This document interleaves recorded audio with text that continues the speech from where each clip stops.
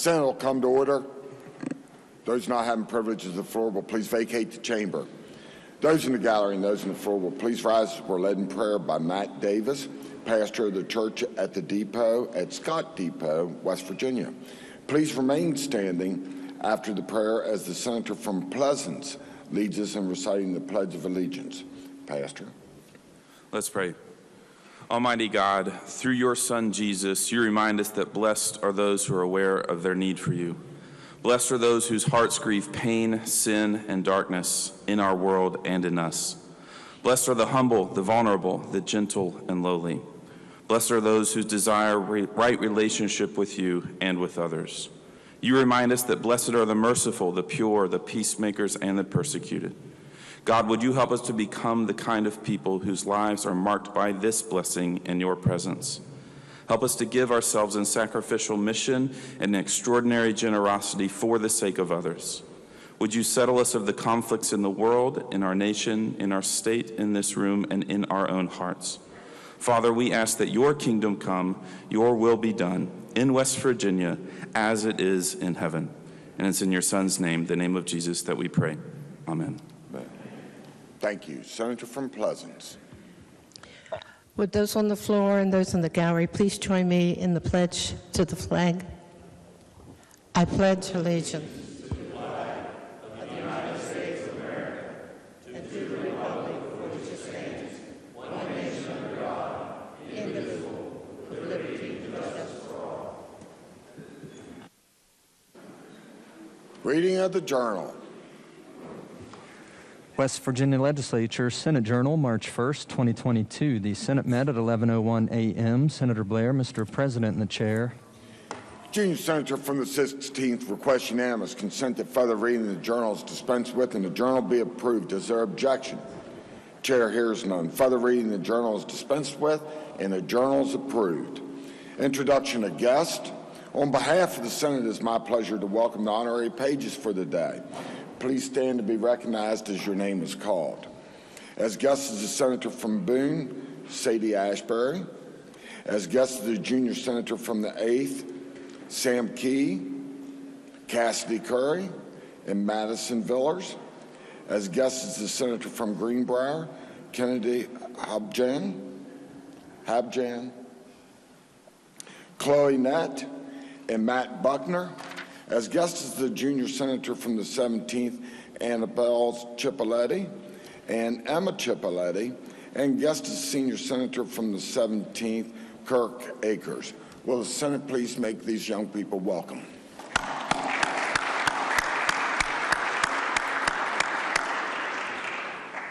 Are there further introductions? Senator from Boone. Thank you, Mr. President. On behalf of the Senator from Logan, we're very pleased to have seated in the President's Gallery today the chaperone for our honorary page, Sadie from Scott High School. Her parents, Arlie and Brenda Asbury, if they would stand and the Senate make them welcome.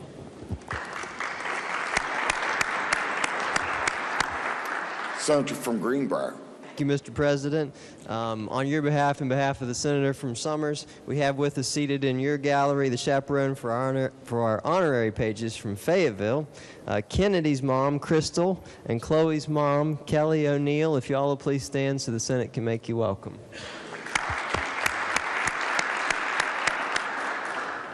And also, Mr. President, from Summersville Middle School, Maddie's family is here. So Maddie's parents, Matt and Star, and her little sister, Cora. If the Buckners will please stand. Further introductions. Senator from Ohio. Thank you, Mr. President. Seated in the West Gallery is John Devlin, the music director from the Wheeling Symphony, and Brian Rontlich, executive director of the symphony, and somebody you probably all know, Gail Looney, director of Foundation of Government Relations. Please stand and make them welcome. Thank you. Senior Senator from 17th.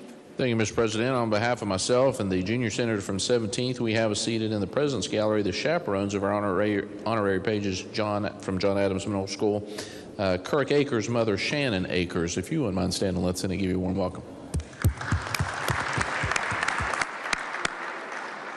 Junior Senator from the 17th. Junior Senator from the 17th.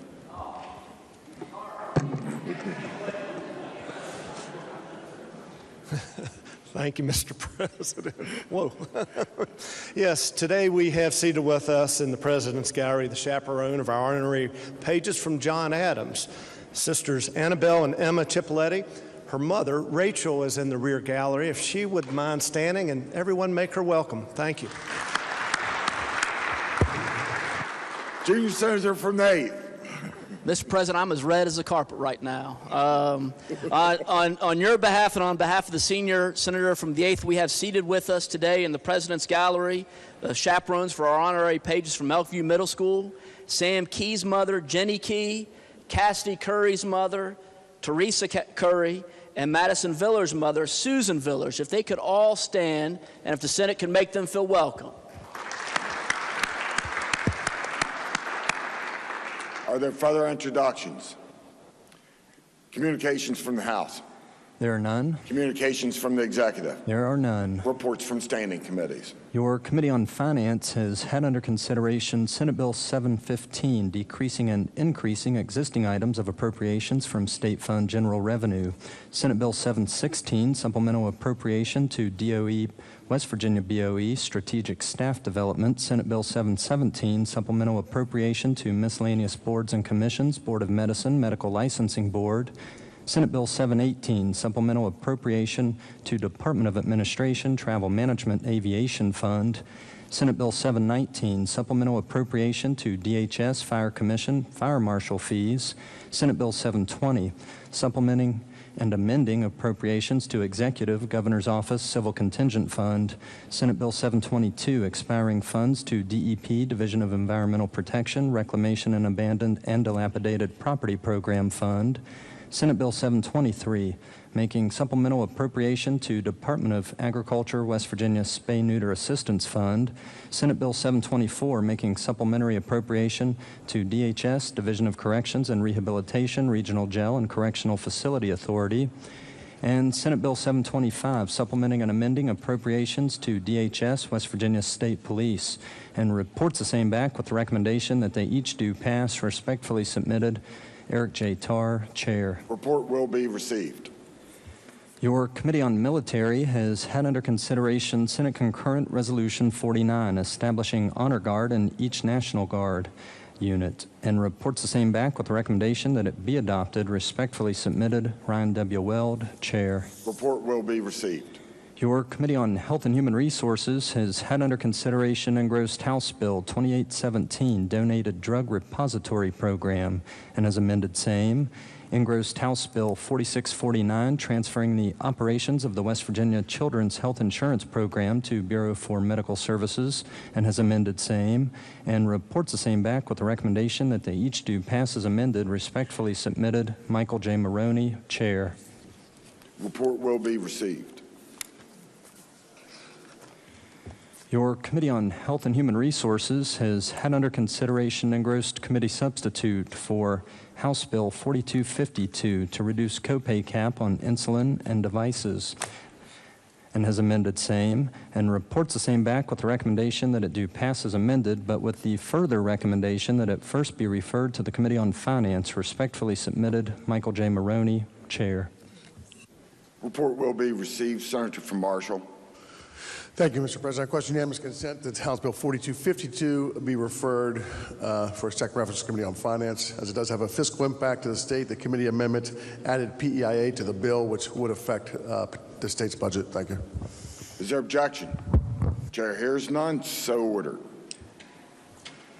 Your Committee on Education has had under consideration engrossed committee substitute for House Bill 4065, allowing the Division of Natural Resources to teach hunter safety courses in school, and has amended same. Engrossed committee substitute for House Bill 4380, relating to transportation of athletic teams, and has amended same. And engrossed committee substitute for House Bill 4489, require counties to post open positions on statewide job bank, and has amended same.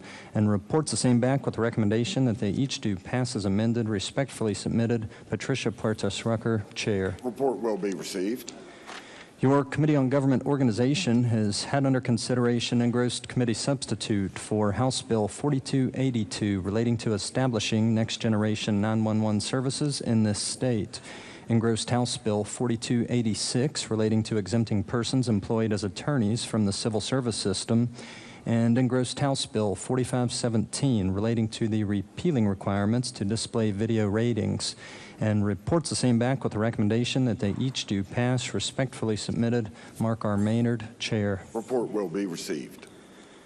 Your Committee on Health and Human Resources has had under consideration engrossed House Bill 4288 relating to expanding the practice of auricular acudetox to professions approved by the Acupuncturist Board, and reports the same back with the recommendation that it do pass, but under the original double committee reference, first be referred to the Committee on Government Organization. Respectfully submitted, Michael J. Maroney, Chair. Report will be received, and under the original double committee reference, the bill will be referred to the Committee on Government Organization. Your Committee on Education has had under consideration engrossed House Bill 4291 relating to authorizing legislative rules regarding higher education, and reports the same back with the recommendation that it do pass. Respectfully submitted, Patricia Puertas Rucker, Chair. Report will be received. Your Committee on Health and Human Resources has had under consideration engrossed committee substitute for House Bill 4324 to update collaborative pharmacy practice agreements, and has amended same, and reports the same back with the recommendation that it do pass as amended. Respectfully submitted, Michael J. Maroney, Chair. Report will be received. Your Committee on Transportation and Infrastructure has had under consideration engrossed committee substitute for House Bill 4345 relating to motor vehicle registration cards by establishing electronic or mobile registration cards, and reports the same back with the recommendation that it do pass. Respectfully submitted, Charles H. Clements, Chair. Report will be received. Your Committee on Health and Human Resources has had under consideration engrossed committee substitute for House Bill 4426, repeal Article Chapter 33, Article 25G, Section 1 et sec, creating provider-sponsored networks, and engrossed committee substitute for House Bill 4631, establishing a bone marrow and peripheral blood stem donation awareness program, and reports the same back with the recommendation that they each do pass. Respectfully submitted, Michael J. Maroney, Chair. Report will be received. Your Committee on Education has had under consideration engrossed House Bill 4535, repeal section relating to school attendance and satisfactory academic progress as conditions of licensing for privilege of operation of motor vehicle, and has amended same, and reports the same back with the recommendation that it do pass as amended. Respectfully submitted, Patricia Puertas Rucker, Chair. Report will be received. Your Committee on Transportation and Infrastructure has had under consideration House Concurrent Resolution 23 requesting the Division of Highways to place at least 10 additional signs along highways entering West Virginia honoring fallen veterans and Gold Star families, and reports the same back with the recommendation that it be adopted. Respectfully submitted, Charles H. Clements, Chair. Report will be received. Reports from select committees. There are none. Introduction of bills. There are none. Resolutions. Senate Resolution 47 by Senators Romano, Martin, Blair, Mr. President, Azinger, Baldwin, Beach, Boley, Brown, Caputo, Clements, Geffert, Grady, Hamilton, Jeffries, Carnes, Lindsay, Maroney, Maynard, Nelson, Phillips, Plymel, Roberts, Rucker, Smith, Stallings, Stover, Swope, Seipolt, Takubo, Tarr, Trump, Weld, Woofle, and Woodrum, memorializing the life of the Honorable Joseph Michael Menard. Under the rules of the Senate, the resolution will lie over one day. Motions. Petitions. There are none. Unfinished business. Senate Resolution 46, designating March 2nd, 2022 as Disability Employment State Use Program Day. Junior Senator from the 8th.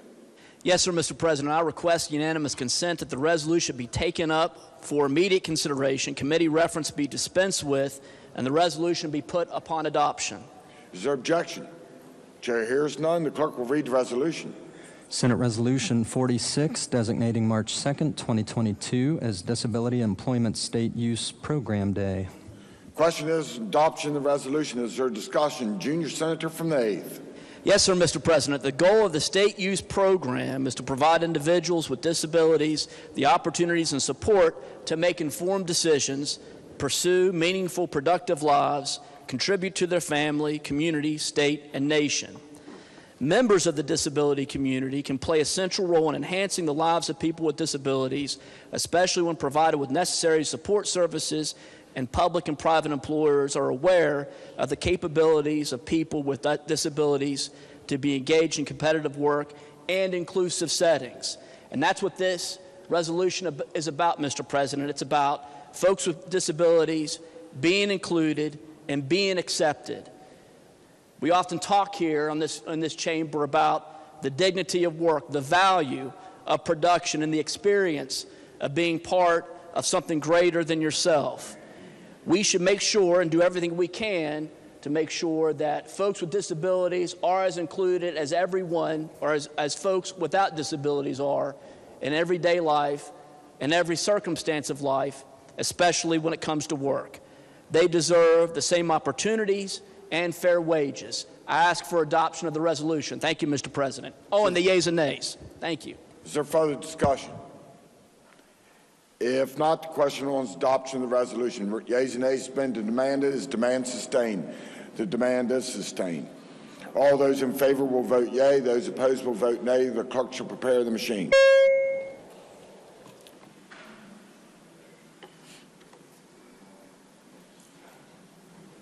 Has every member voted? Has every member voted? If so, the clerk close the machine, ascertain the results. On this question, 33 yeas, 0 nays, 1 absent, not voting. More than a majority of those present voting having voted in the affirmative, I declare the resolution adopted. Bills on third reading.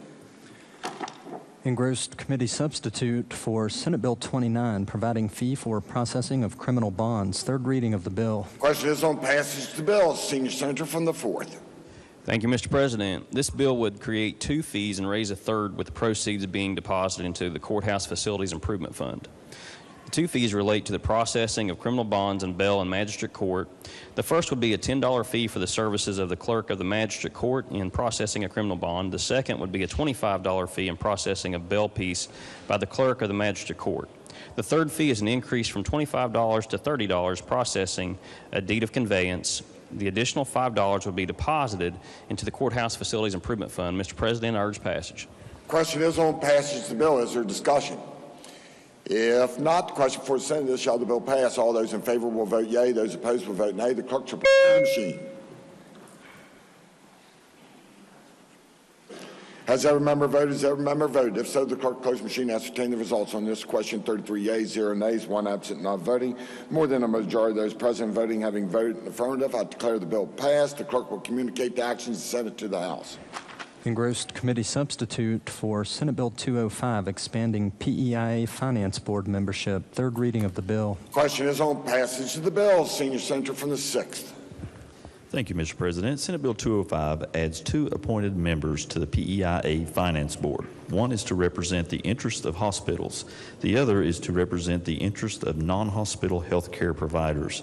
The new members are subject to the same qualification standards as the other appointees to the board. The additional members will help represent all stakeholder groups involved in PEIA financial policy, especially regarding reimbursement rates for providers. I'll entertain questions. Otherwise, I urge passage of the bill. Question is on passage of the bill. Is there discussion? If not, the question for the Senate is, shall the bill pass? All those in favor will vote yea. Those opposed will vote nay. The clerk shall prepare the machine. Has every member voted? Has every member voted? If so, the clerk close the machine, ascertain the results. On this question, 33 yeas, 0 nays, 1 absent, not voting. More than a majority of those present voting having voted in the affirmative, I declare the bill passed. The clerk will communicate the action of the Senate to the House. Engrossed committee substitute for Senate Bill 266, adding definition of ammunition for purposes of obtaining state license to carry concealed deadly weapon. Third reading of the bill. Question is on passage of the bill. Senator from Morgan.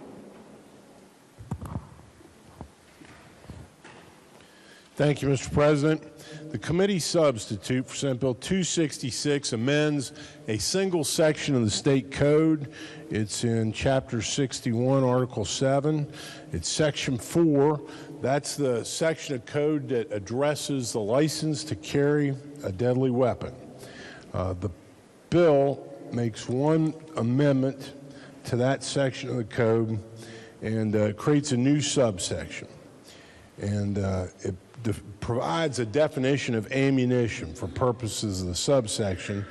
It delineates that ammunition means ammunition or cartridge cases, bullets, primers, bullets, or propellant powder designed for use in a firearm. It includes ammunition designed for training, such as marking rounds and simulated training loads. So all this, Mr. President, is about the requirement in our law that there be live fire training for people who are going through the process to get a concealed carry permit. This allows that this marking rounds and simulated training rounds will satisfy the requirement of live fire training. Be happy to answer questions. I urge the bill's passage. Question is on passage of the bill. Is there discussion? If not, the question for Senate is, shall the bill pass? All those in favor will vote yea. Those opposed will vote nay. The clerk shall prepare the machine.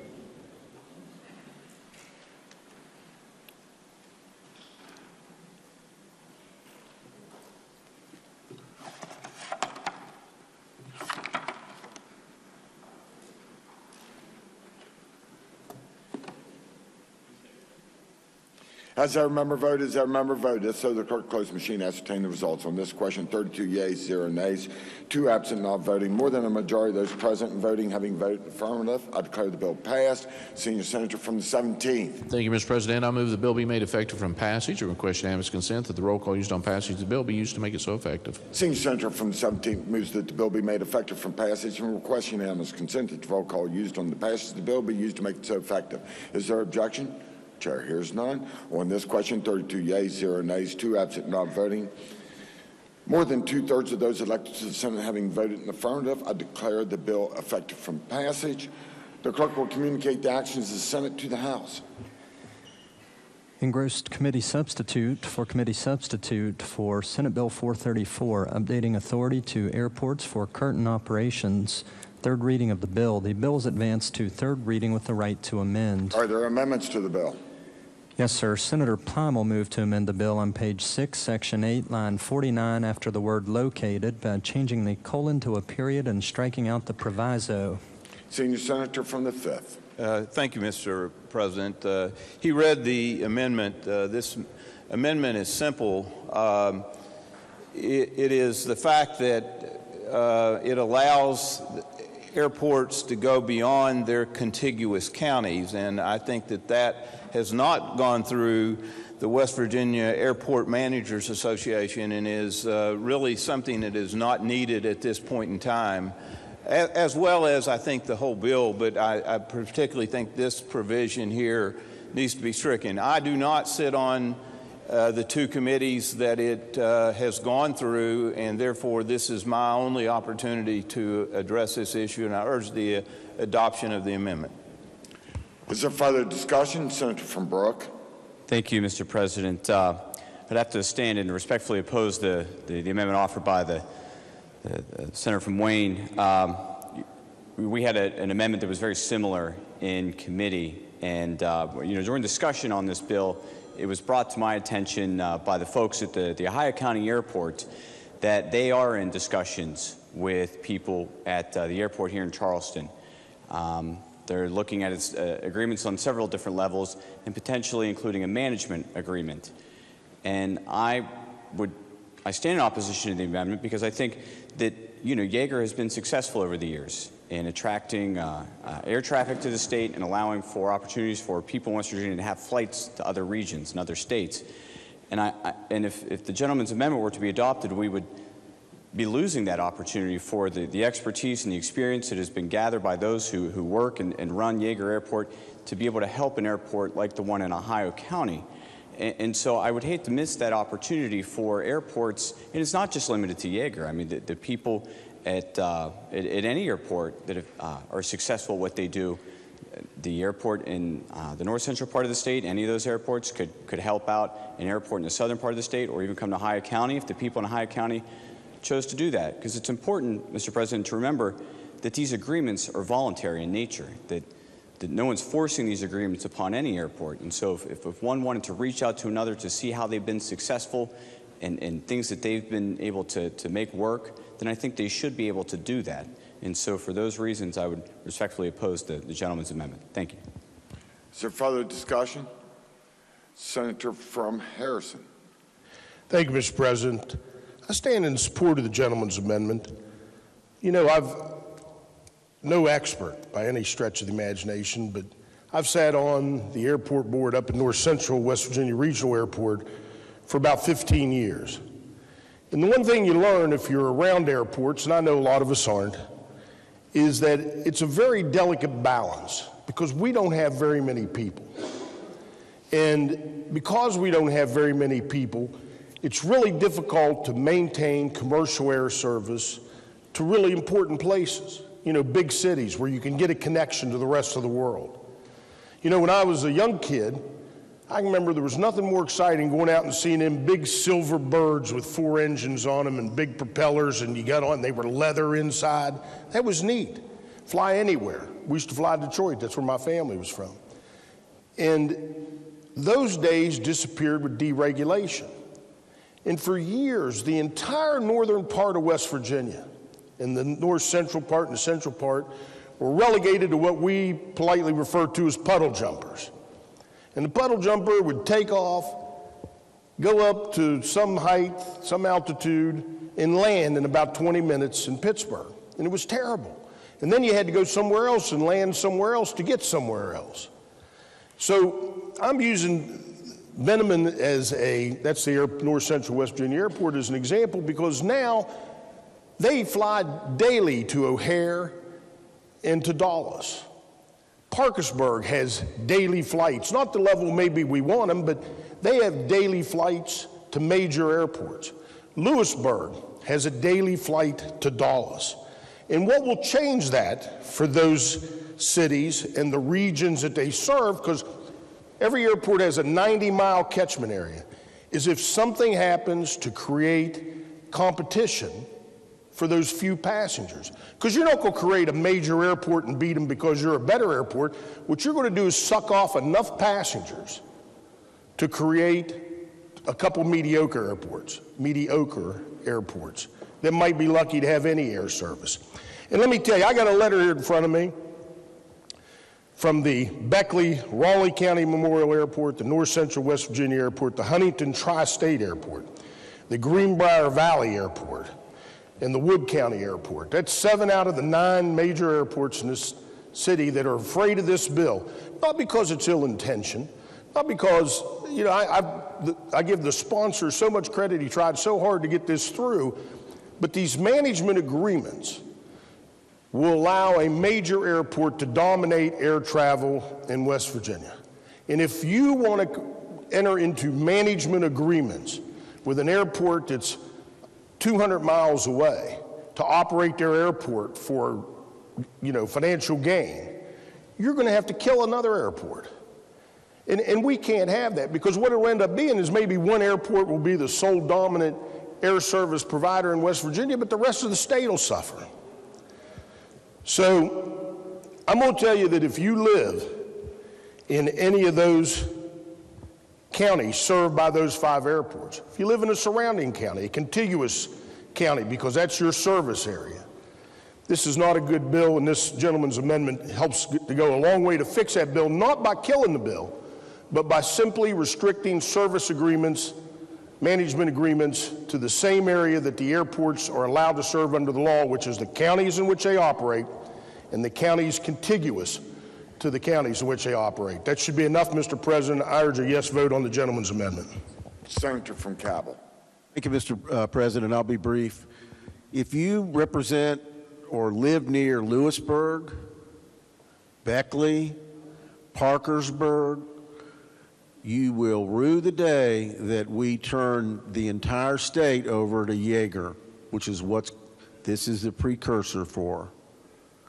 So if you want everybody to drive down to Charleston, I know I'm being a little bit, I'm exaggerating a bit, but this amendment protects these other airports protects air service in the other airports, and protects us from cannibalizing the other airports in favor of Yeager. So again, I don't really think it's a good idea, in my view, to have this Charleston-centric state of West Virginia. Our airports around the state are important, and they provide us with that service that has been described, and I urge a yes vote for the amendment.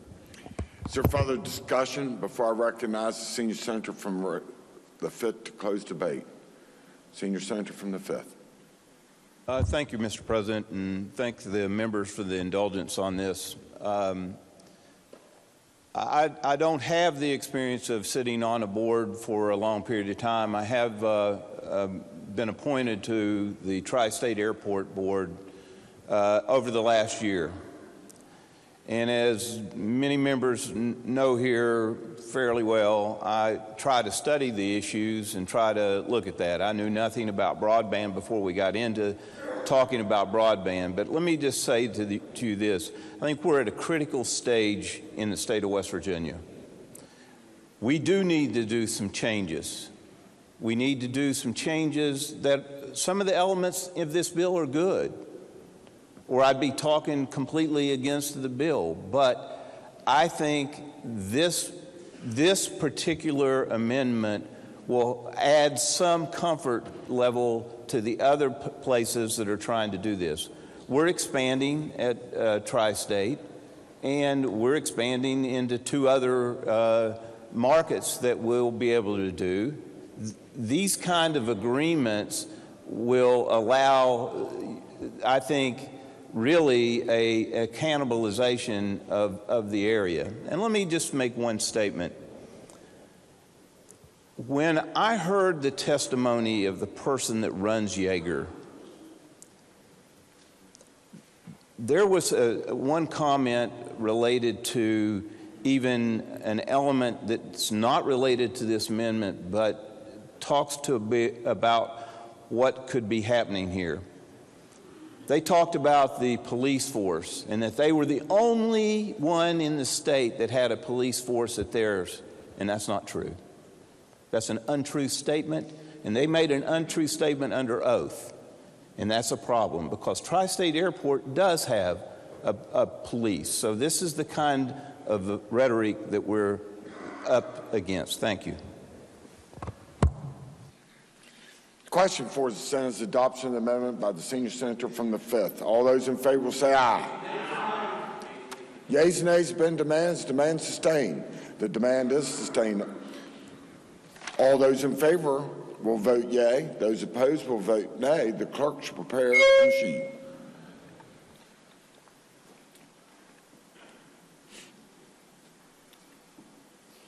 Has every member voted? Has every member voted? If so, the clerk close the machine and ascertain the results. On this question, 13 yeas, 20 nays, 1 absent, not voting.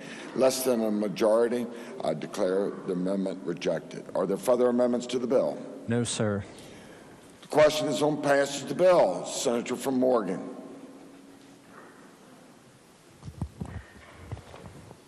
Thank you, Mr. President. The committee substitute for Senate Bill 434 would amend a number of sections in our state code in Chapter 8, all of them in Chapter 8, one in Article 28, several in Article 29, and a few in Article 29B, all relating generally to airports. The bill would change the minimum fees, the fees that could be assessed against pedestrians who are violating the pedestrian regulations at an airport. The bill changes the definition of airport. It expands it. And now the definition of airport will include any airport, heliport, helistop, vertiport, glide port, seaplane base, ultralight flight park, manned balloon launching facility, or other aircraft landing or takeoff area. So The bill provides a number of changes to law with respect to how airports may address derelict aircraft. I don't think during our consideration of the bill I heard any controversy about that aspect of the bill. The bill modernizes what airports can do to address abandoned or derelict aircraft, and I won't go through all those details. The bill provides that for satisfaction of a storage lien on it. The airport authorities under the bill are given power to acquire, receive, and hold property within or without the corporate limits of the authorizing political subdivision, and to use, manage, and develop the property. They're authorized to construct buildings, structures, and facilities, to enter into agreements with any city, county, town for management by the authority of an airport. That's what we heard the senator from Brooks speaking about earlier. Apparently, there have been some discussions, I guess they're preliminary at this point, about the airport here in Charleston, the Yeager Airport, being considered to do some aspect of the management of the airport in Wheeling, Mr. President. The bill removes any prohibition on an airport authority having an immediate right of entry in eminent domain proceedings. It clarifies police jurisdiction, and we worked this aspect of the bill a little bit in committee. The way the bill appears on the floor before us now makes it clear that police jurisdiction by airport police is limited to the physical properties owned by the airport authority. They're not granted police jurisdiction throughout the county. There are some provisions in it, Mr. President, that allow pursuit off the airport property if they're pursuing a person for a crime committed on the airport property. There's a change in the fines for some misdemeanor offenses. Mr. President, I think this bill recognizes a need for us to modernize what our airports are authorized to do. It's clear that among some members of this body and some of the other airports, there's some trepidation or nervousness that one or more airports might become more aggressive or too aggressive. But what we have right now, Mr. President, in this state is, lots of airports whose potential is unmet. And this bill is an earnest effort by the sponsor to provide for a mechanism for some of that to occur. So I'd be happy to try to answer questions. I urge the bill's passage. The question is on passage of the bill. Is there discussion? Senator from Harrison. Thank you, Mr. President. I'm going to be brief. For all the reasons that I stated before, this now remains a dangerous bill. We don't know what its effects are going to be, but we're opening Pandora's box and unleashing it on every airport in this state. I urge a no vote. Is there further discussion? Senior Senator from the 5th.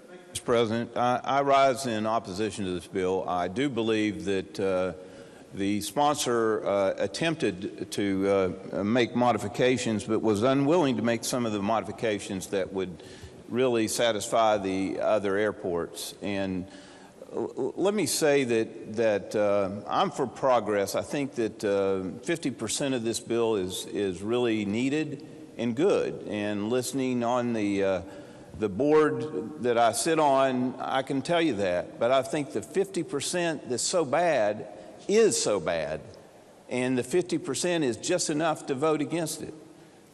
You'll find this, even if we pass this, you'll find that there's going to be such a disruption among the airports. You'll find that when we appoint a new part of transportation, and if you'll look at the transportation department, we really don't look at aeronautics the way we should. We don't look at all the things. If we put in a board that looks at multimodal, this is where this needs to lie, where you have the discussion at that level to see if this is the right thing to do for the state of West Virginia. I urge the rejection of Senate Bill 434. Is there further discussion? If not, the question before the Senate is, shall the bill pass? All those in favor will vote yea. Those opposed will vote nay. The clerk shall prepare the machine.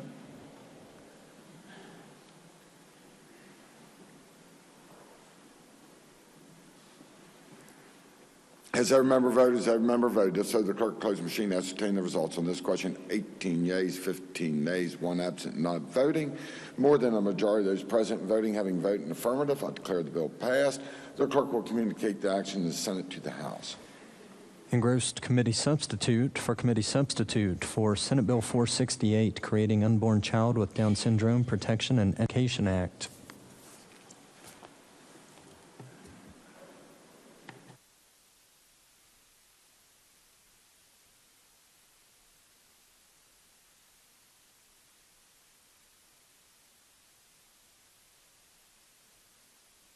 Senior Senator from the 17th. Thank you, Mr. President. I request unanimous consent that further consideration of the bill be deferred to the foot of bills on third reading. Is there objection? Chair hears none. So ordered. Engrossed committee substitute for Senate Bill 498, creating Anti-Racism Act of 2022. Third reading of the bill. The bill is advanced to third reading with the right to amend. Are there amendments to the bill? No, sir. Question is on passage of the bill. Senator from Jefferson. Thank you, Mr. President. Senate Bill 498 prohibits instruction in or requiring affirmation of certain concepts related to race, ethnic group, or biological sex for both K-12 and higher education. The bill qualifies these prohibitions, however, by allowing the discussion of the concepts in theory in certain instances, the discussion of how race, ethnicity, or biological sex has impacted historical or current events, and the right to freedom of speech.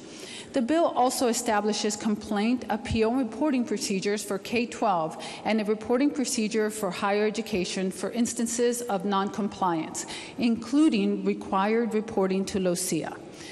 The Education Committee worked cooperatively on this, and I'm very proud of the result. I'm happy to answer questions. I urge passage.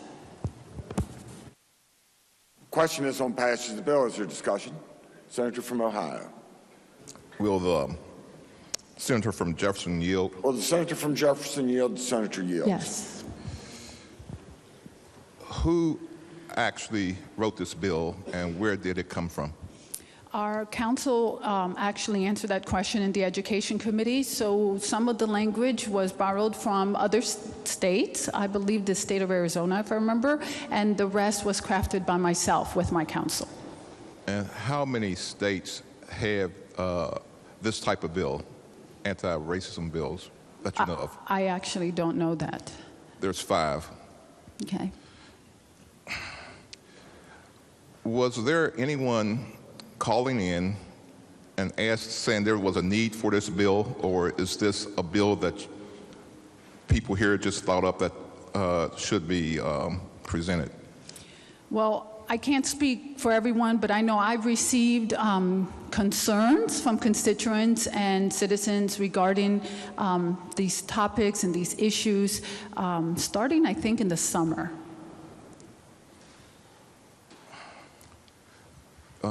You are for the pods and for micro schools, so will this bill apply to them also? Okay, that's a good question, but I believe the way that it's crafted in Chapter 18, it applies to K-12 and higher education. I'm not exactly certain how it would apply to micro schools or learning pods, although they are in Chapter 18 also. So how, in a pod, for example, that you really support these micro schools, if there is a parent there who's teaching critical race theory, would you be able to stop them from teaching critical race theory? So again, I'm not certain. Let me ask my counsel.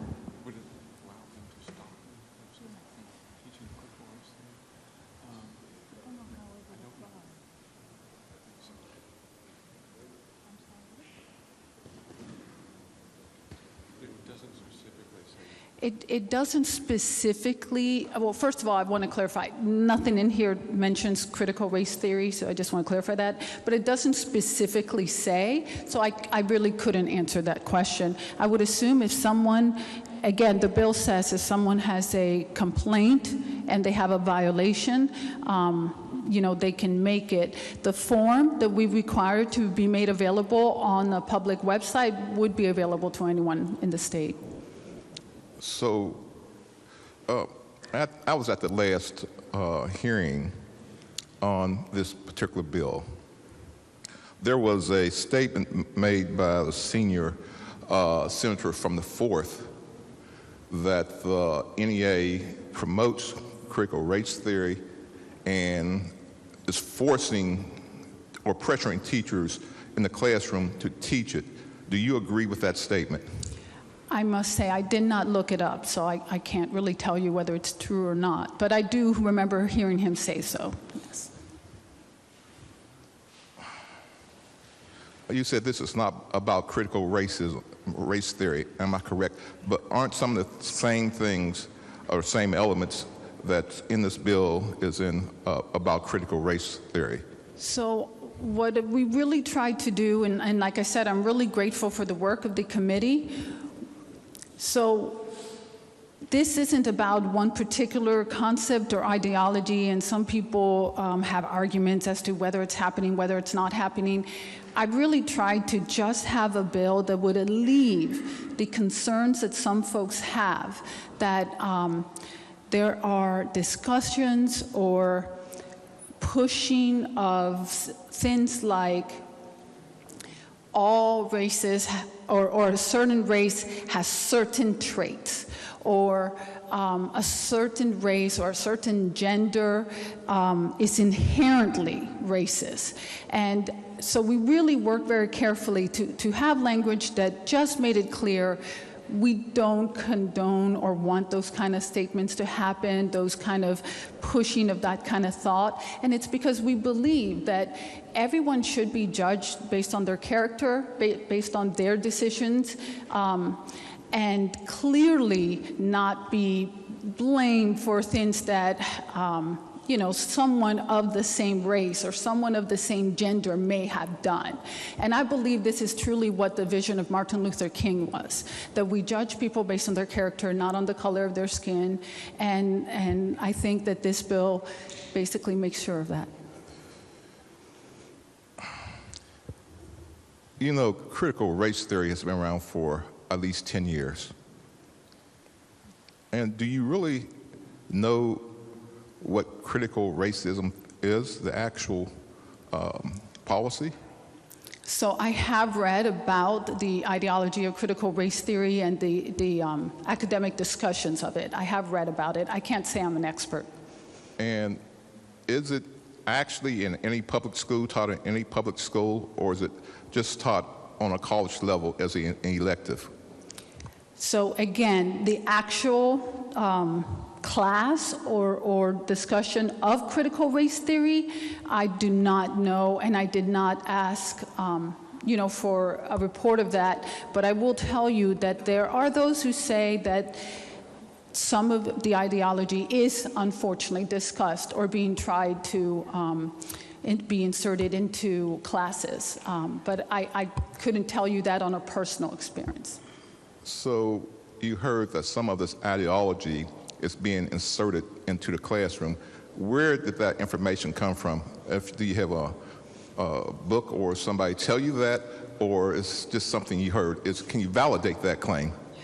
I have had emails, and I have had folks talk to me on social media and also in public engagements.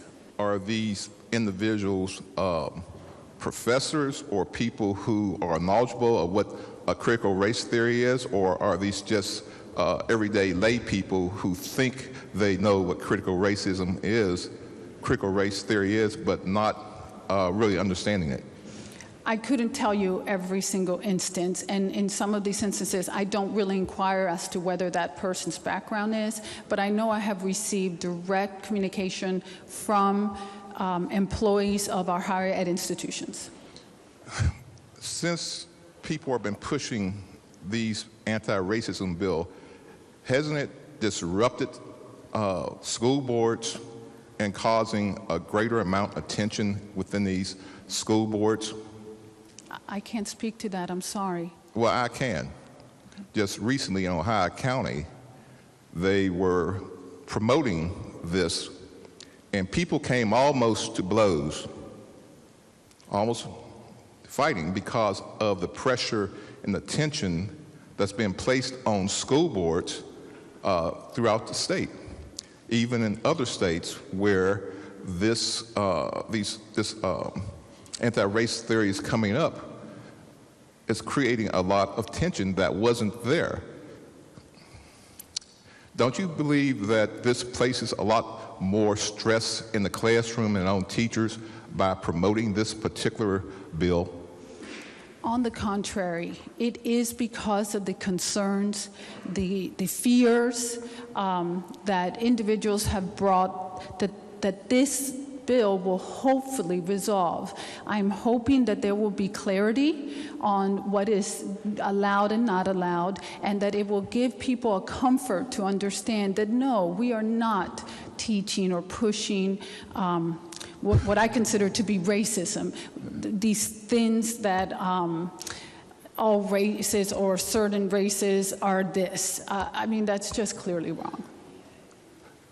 Do you have any specific data to prove that or support what you're saying Regarding about these complaints and this is happening in the school system? in the state of West Virginia, no, I do not. I just have the concerns that folks have raised to my attention. But you have no actual data. No, we do not have data. Aren't most laws and things like this is predicated on a data collection? Well, actually, we have never asked either our higher ed institutions or our K-12 system to collect this type of data. That is one of the things that is in this bill. It is going to have a reporting mechanism so that if there are alleged violations of this, it will be reported, and the state superintendent will, or the Higher Education Policy Commission will be letting LOCIA know of any every single year. So actually, this will help answer that, whether or not this is actually happening or not. I believe that the state board may be collecting this particular type of data. So that you check with them before you presented this bill. I definitely did talk to them about this before presenting this bill. What they said to me is that they did not know of any particular incidences, but that doesn't mean that they could specifically say, no, it has happened or it has not happened. Did you call county superintendents and ask that particular question? No, I did not. Did you speak to any teachers asking them about if there were any incidents such as this? I have spoken to teachers, but not particularly about whether or not there were incidences in their school, just concerns that they had that's about essentially the ideology, not specifically to an incident. So everything in this bill is basically what you think is a problem that may not really be a problem because there's no factual data to back up your claim. Is that what you're telling me? So there is clearly concern in the state of West Virginia, and this bill addresses and helps make certain that we can address that concern. Thank you. Thank you.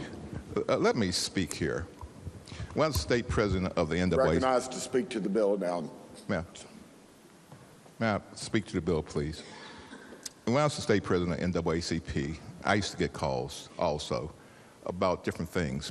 But the schools took care of them, took care of these issues, and did not go any further with them. And, you know, for 28 years, when I worked with the WVEA, I was on the Minority Affairs Committee. I was the liaison between the teachers, the African-American teachers, and the WVEA. Also, I was on, with the NEA, I was on the Human and Civil Rights Commission, and we would have conferences from all over the country, people all over the country, and be trainings, and not once had I heard the promotion of any of these issues that was brought forward, that they were pressuring teachers to teach critical race theory in the classroom. This is 28 years. And I probably have met with more teachers than everybody in this room put together, thousands of teachers, talking to them for 28 years in those school systems. And I know these teachers are very aware and cognitive, and when they hear something like that, they were always ready to shut it down or call the child in and speak to them about these issues. My wife was a school teacher, and she would speak to the child, and the children were okay with that. But this is undue pressure in the school system. Teachers do not need more of this. Let me tell you a little story. I'll end here. When I was 9 years old, I tried out for the Little League baseball team. Something I have been wanting to do since about 6 of watching it. And I got cut the first day. Walked home three-quarters of a mile, and, tears, welled up in me. So when I was 10, tried out again. Got cut the first day. It wasn't any easier. When I was 11, tried out again. Got cut again. Didn't become any easier after that. But when I turned 12, I made the team. I actually became an all-star. What it was this, at the time, they only allowed one black player on the team, and the one black kid who was on the team was a year older than me. But all through that time, my parents never said anything to me, but they knew exactly what was going on. They knew exactly why I wasn't making the team. But they did not say anything to me because they didn't want that to be a crutch for me to fall back on in this life. And I believe by presenting bills like this, you're giving these kids a crutch to fall back on. West Virginia is 97% Caucasian. Actually, we need more diversity in the classroom and issues in the classroom.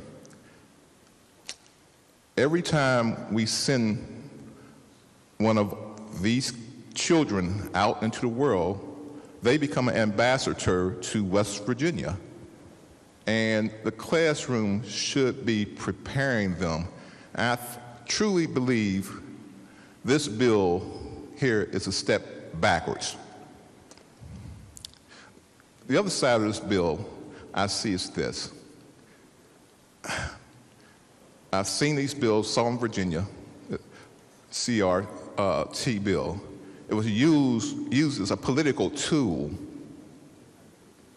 for politicians because there is a racial undertone with this bill because of the books that has been taken out. The schools have been predominantly African American books or talking about African Americans. Even Martin Luther King's book was taken out of some of the schools. And I do believe that some politicians will be using CRT as a weapon or a tool in their campaigns. It's happening all over the country. CRT becomes a trope for so many of these campaigns. One thing I did notice in 2020 after George Floyd was killed. I noticed people across the country coming together, white Americans, black Americans, Asian, Hispanic American, all in arms, marching together, protesting inhumanity that had happened. They saw themselves as one. But then it looked like people were coming together. Then all of a sudden I see CRT being thrown out there in a debate to, again, trying to divide people. And this is what is happening. CRT was dormant. It has told people over and over it's not in the public schools. Everybody over there has a high degree, college degree on the other side. And it's been told to you over and over again that wasn't taught in the public school. But here we are still trying to say it's been inserted into the public schools for political purposes and for political gain. And that is not right, because you're turning people against each other. Just like in Ohio County last week, it was really bad because of this particular piece of legislation. Thank you. Further discussion. Senior Senator from the 5th. Request unanimous consent that the remarks by the Senator from Ohio be placed in the journal. Is there objection? Chair hears none. So ordered. Junior Senator from the 16th. Thank you, Mr. President. Yesterday, I received a very impassioned call from a school teacher in Berkeley County. I will note that it was a white school teacher who's very, very upset about this bill, because he said, how am I expected to teach about American history if, as a school teacher, I would be afraid to even mention race? Obviously, race has had an issue in this country. It's obviously affected how our country has developed. Yesterday in the Education Committee, unfortunately, because of time constraints, we didn't get to hear from the NEA representative, who's very concerned about this. My position in committee has been part of what we want to teach our children are, yes, facts, but we want to connect the facts with how our country has developed. And to say that race, we're not going to discuss it, or it's going to be very difficult for teachers to discuss, eliminates an element of our history that has been worrisome for 250 years.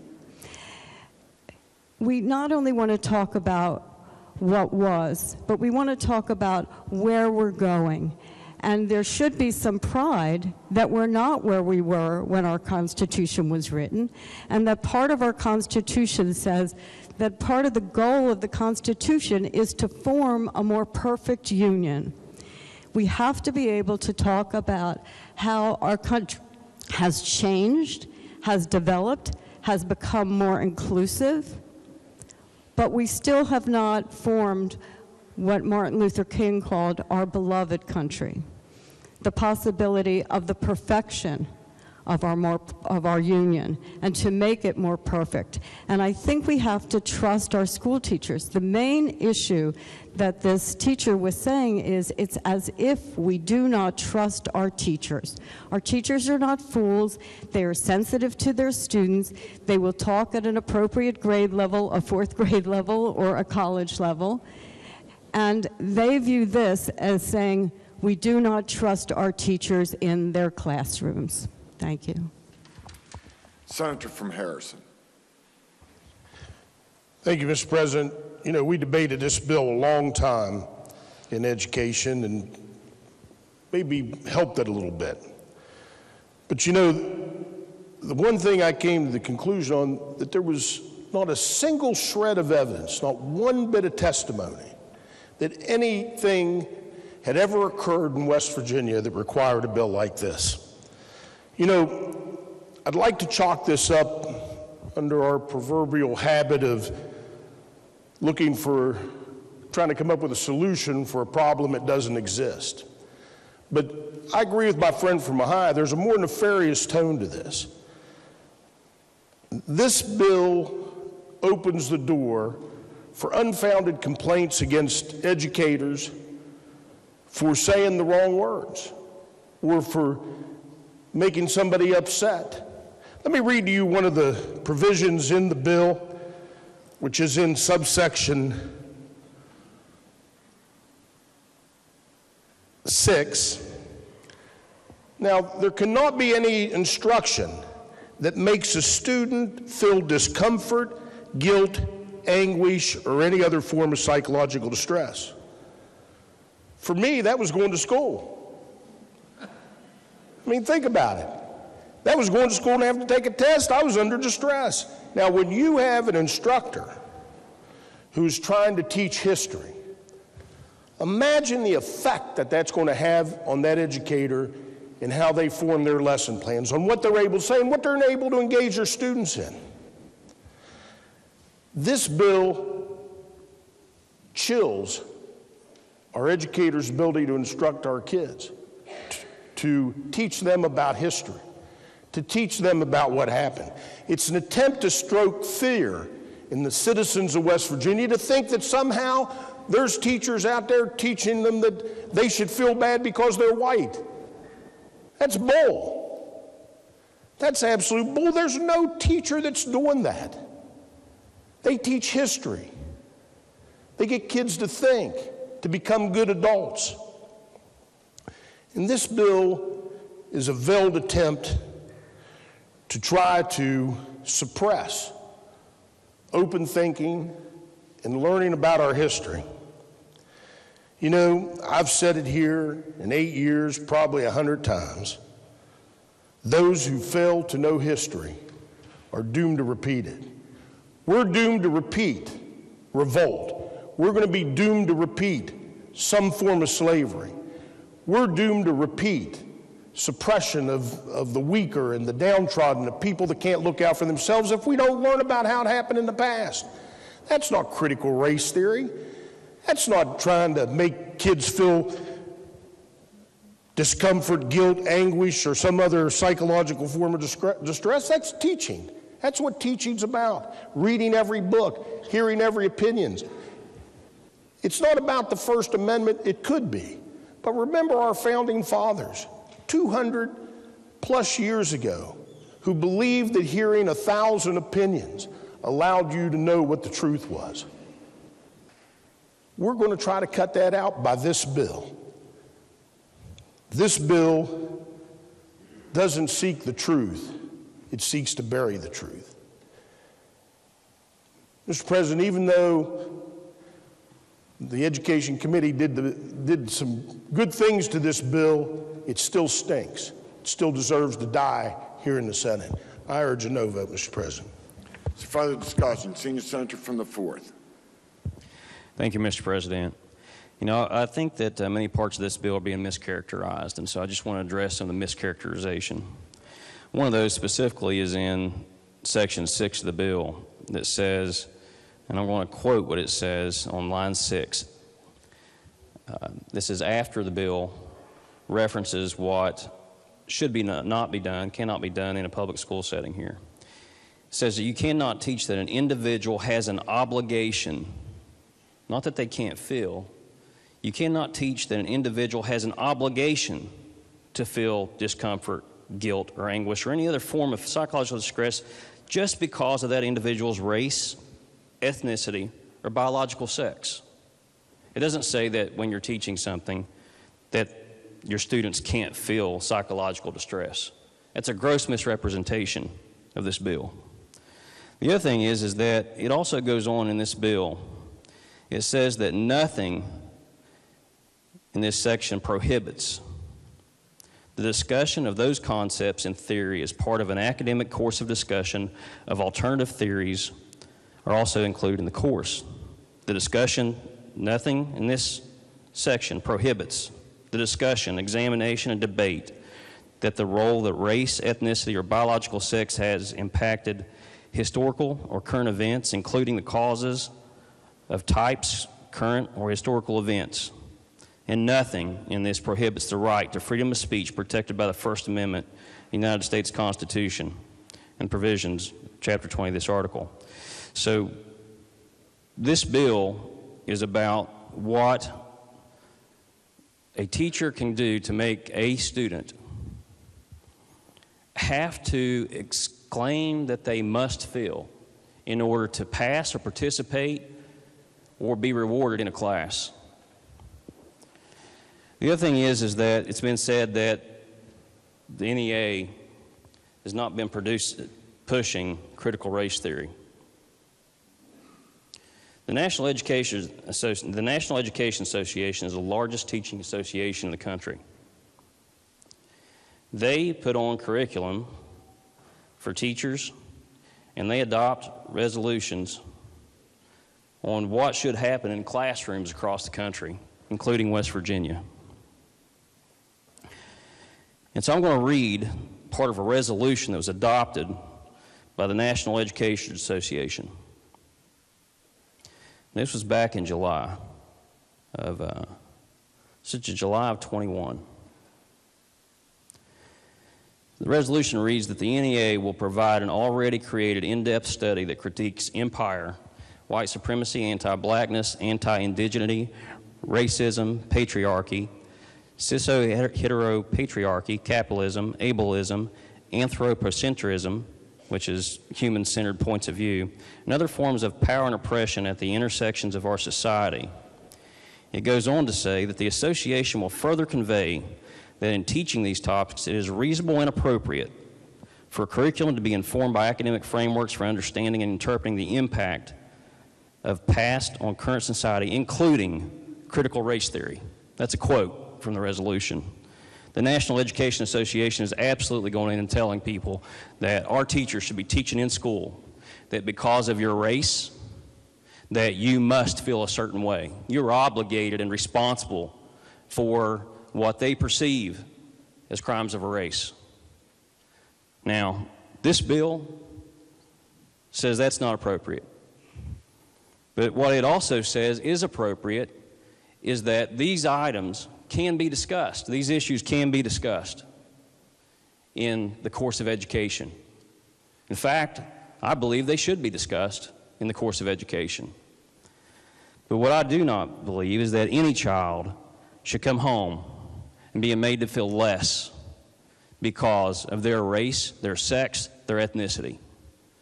This bill provides that protection against a national effort of an incredibly strong association of teachers that are determined to put it in our curriculum. Mr. President, I urge adoption of the bill. Question is on passage of the bill. Is there further discussion? Junior Senator from the 8th. Thank you, Mr. President. Well, the boogeymen have come out today. No one teaches history to disparage another group. That's not how you teach history. It doesn't exist. Based upon the question and answer between the senator from Ohio and the senator from Jefferson, there's no evidence that that's being taught in the state. No one teaches history to make someone feel discomfort. It doesn't exist. Not in West Virginia. No evidence has been provided on this floor to support that. So what we're doing with this bill is creating something that doesn't exist that can only hurt. The junior senator from the 16th is a professor, or was, retired. She has faith in her teachers. She has faith in the people around her. She didn't teach a class to disparage folks, race, or sex, because that's not how history is taught. But what is taught in history is the freedom of expression, is the freedom of thought, is critical thinking. That's something we need. We need more of that, just as much as we need science and math. I'll give you an example. I went to a Baptist college. I graduated from a Baptist college that had a very strong history department. And I thought last night, well, let me think about the courses I took. One course was a course taught by a World War II veteran, airborne. In fact, he was jumping out on planes up until 2 days before he passed away, Dr. Ferguson. And he taught a class that was called The Fabulous 50s. Were they that fabulous? Great course. The answer is no, not for everybody. Brown v. Board of Education didn't become law until 1954. Separate but equal was not struck down until 1954. We had a great conversation in that class. This bill would seek to restrict that conversation. There were people for, there were people who believed that they were fabulous, and there were people who didn't. Why would we want to restrict that debate? That debate made me even stronger in my beliefs. I'll give you another example. We had a pre-law class, and the one case that stuck out, the one constitutional case that stuck out was Heartland of Atlanta v. USA, again from the 1950s. In that case, I believe, if memory serves me right, a hotel in Atlanta wouldn't allow black folks to stay overnight. Federal government said no, you have to. According to the Commerce Clause, there must be freedom of movement. At that time in 1954, there was, and according to the fact pattern of that case, there was no place to stop for black folks between Washington, D.C. and Miami, Florida. They weren't allowed. Is that structural racism? I don't know. But if someone believed that to be structural racism, at least in the past and not today, would that conversation not be had? What a disservice we would do to our young folks, our elementary, our high school students and our college students for not having that conversation. At the very least, what this bill would do is lead a teacher not to have that conversation.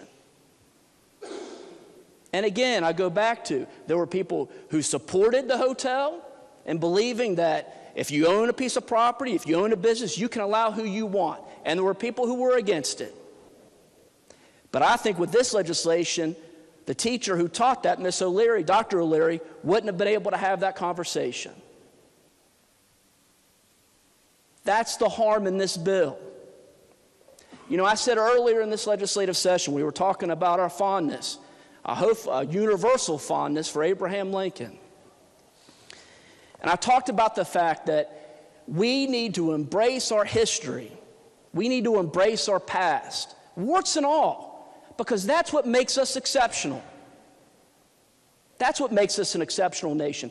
And just like the junior senator from the 16th said, that's how we endeavor to make a more perfect union. We passed a bill last year that created safe spaces on college campus where people can express what they believe. So that's okay, but now we're going to restrict what's in the classroom?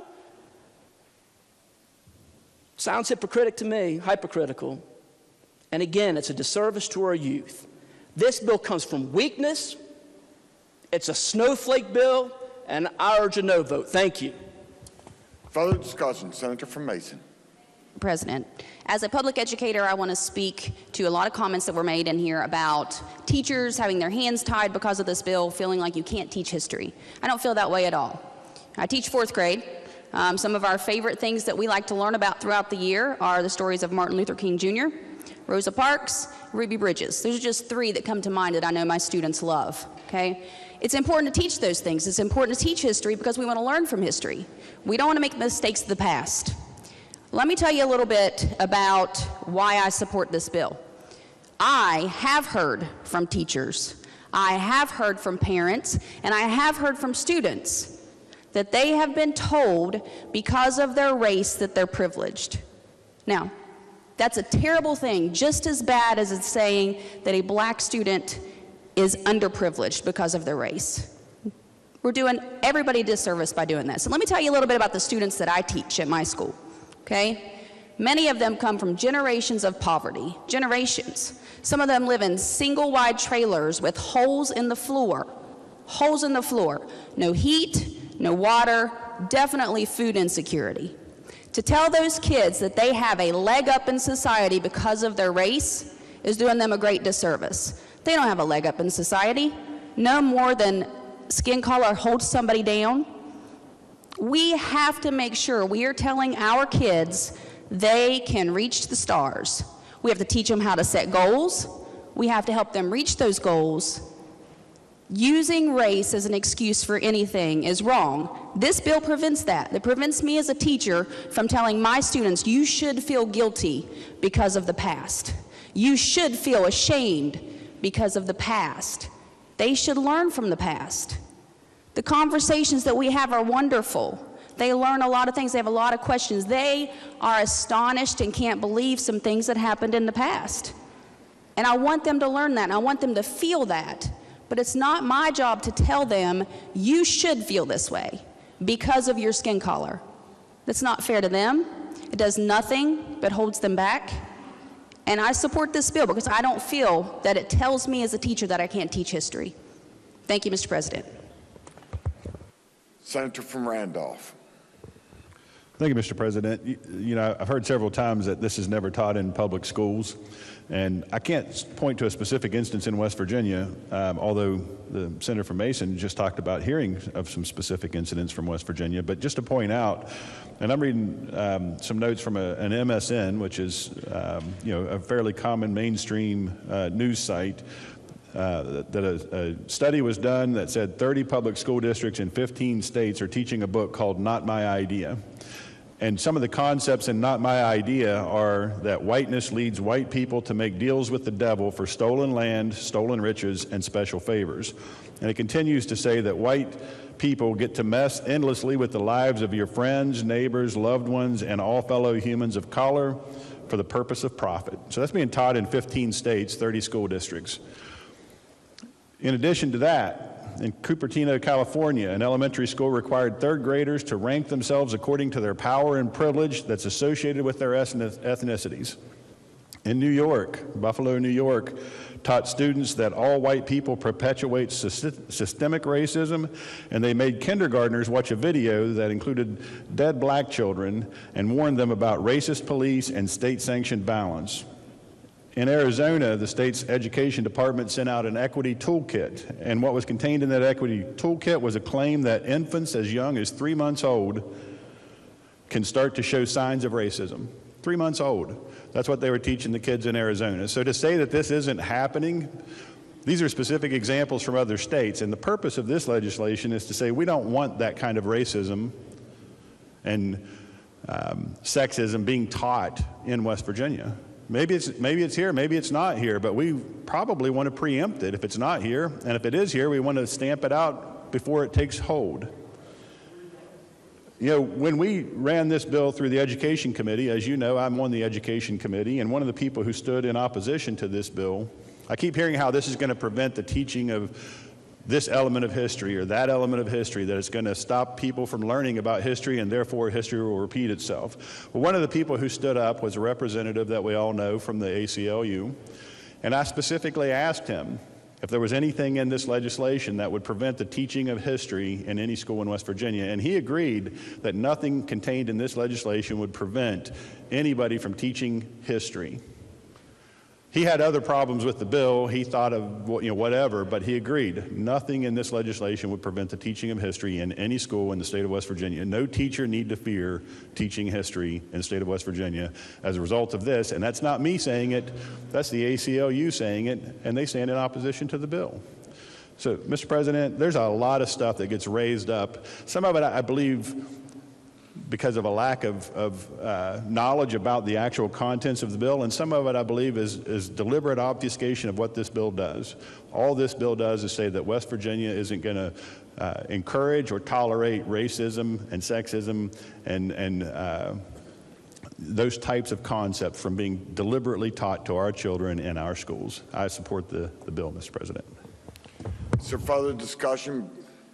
Is there further discussion before I recognize the Senator from Ohio for a second time? Senator from Wood.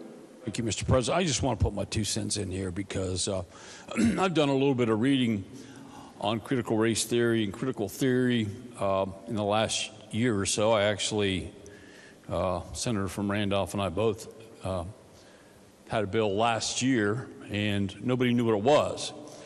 So I think that's changed fundamentally in America, because I think most Americans understand what critical theory is, and what critical race theory is.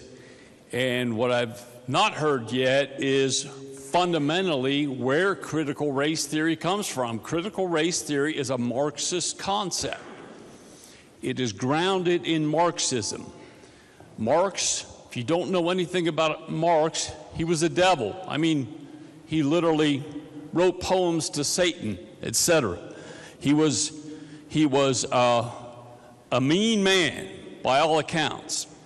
So if the well water is bitter, then Marx here is the well water, and everything that comes from Marx is going to be bad. Karl Marx is responsible for 100 to 150 million people dying in the 20th century, whether it was Mao or Stalin or Pol Pot or add them all together, you're talking about Marxism creating communism and hundreds of millions of, over 100 million people died. Critical theory was started by Harvard lawyers in the 90s who were Marxists. That's what they were. And they embedded the paradigm that Marx used of the oppressor oppressed, the bourgeoisie versus the proletariat, and the belief that society is that. Society is a construct that is a fundamental conflict between the oppressor and the oppressed. That's how Stalin started all of this, and that's the model that these communist countries use. Folks, critical race theory is Marxist, period. That's the danger of it. That's what it is. Look it up. It's not hard to find. We're not talking about racist here, racist there. We're talking about the bourgeoisie proletariat paradigm being embedded into critical race theory and spreading all across the country. My friend from Ohio said there's 5 states that have. Folks, last year 25 states introduced a bill that to get rid of critical race theory. I don't know how many this year, but I would say a whole lot more. There was an article, and I wish I had it in front of me. I talked about it in an interim meeting last year, where an organization, I believe funded by George Soros, had teachers from different states commit to teaching critical race theory, no matter what the law said. No matter what the law said. There were 20-plus teachers from the state of West Virginia who signed up to commit to that. Now, I don't believe that most teachers in West Virginia are Marxists, but I believe that those 20 that signed up are.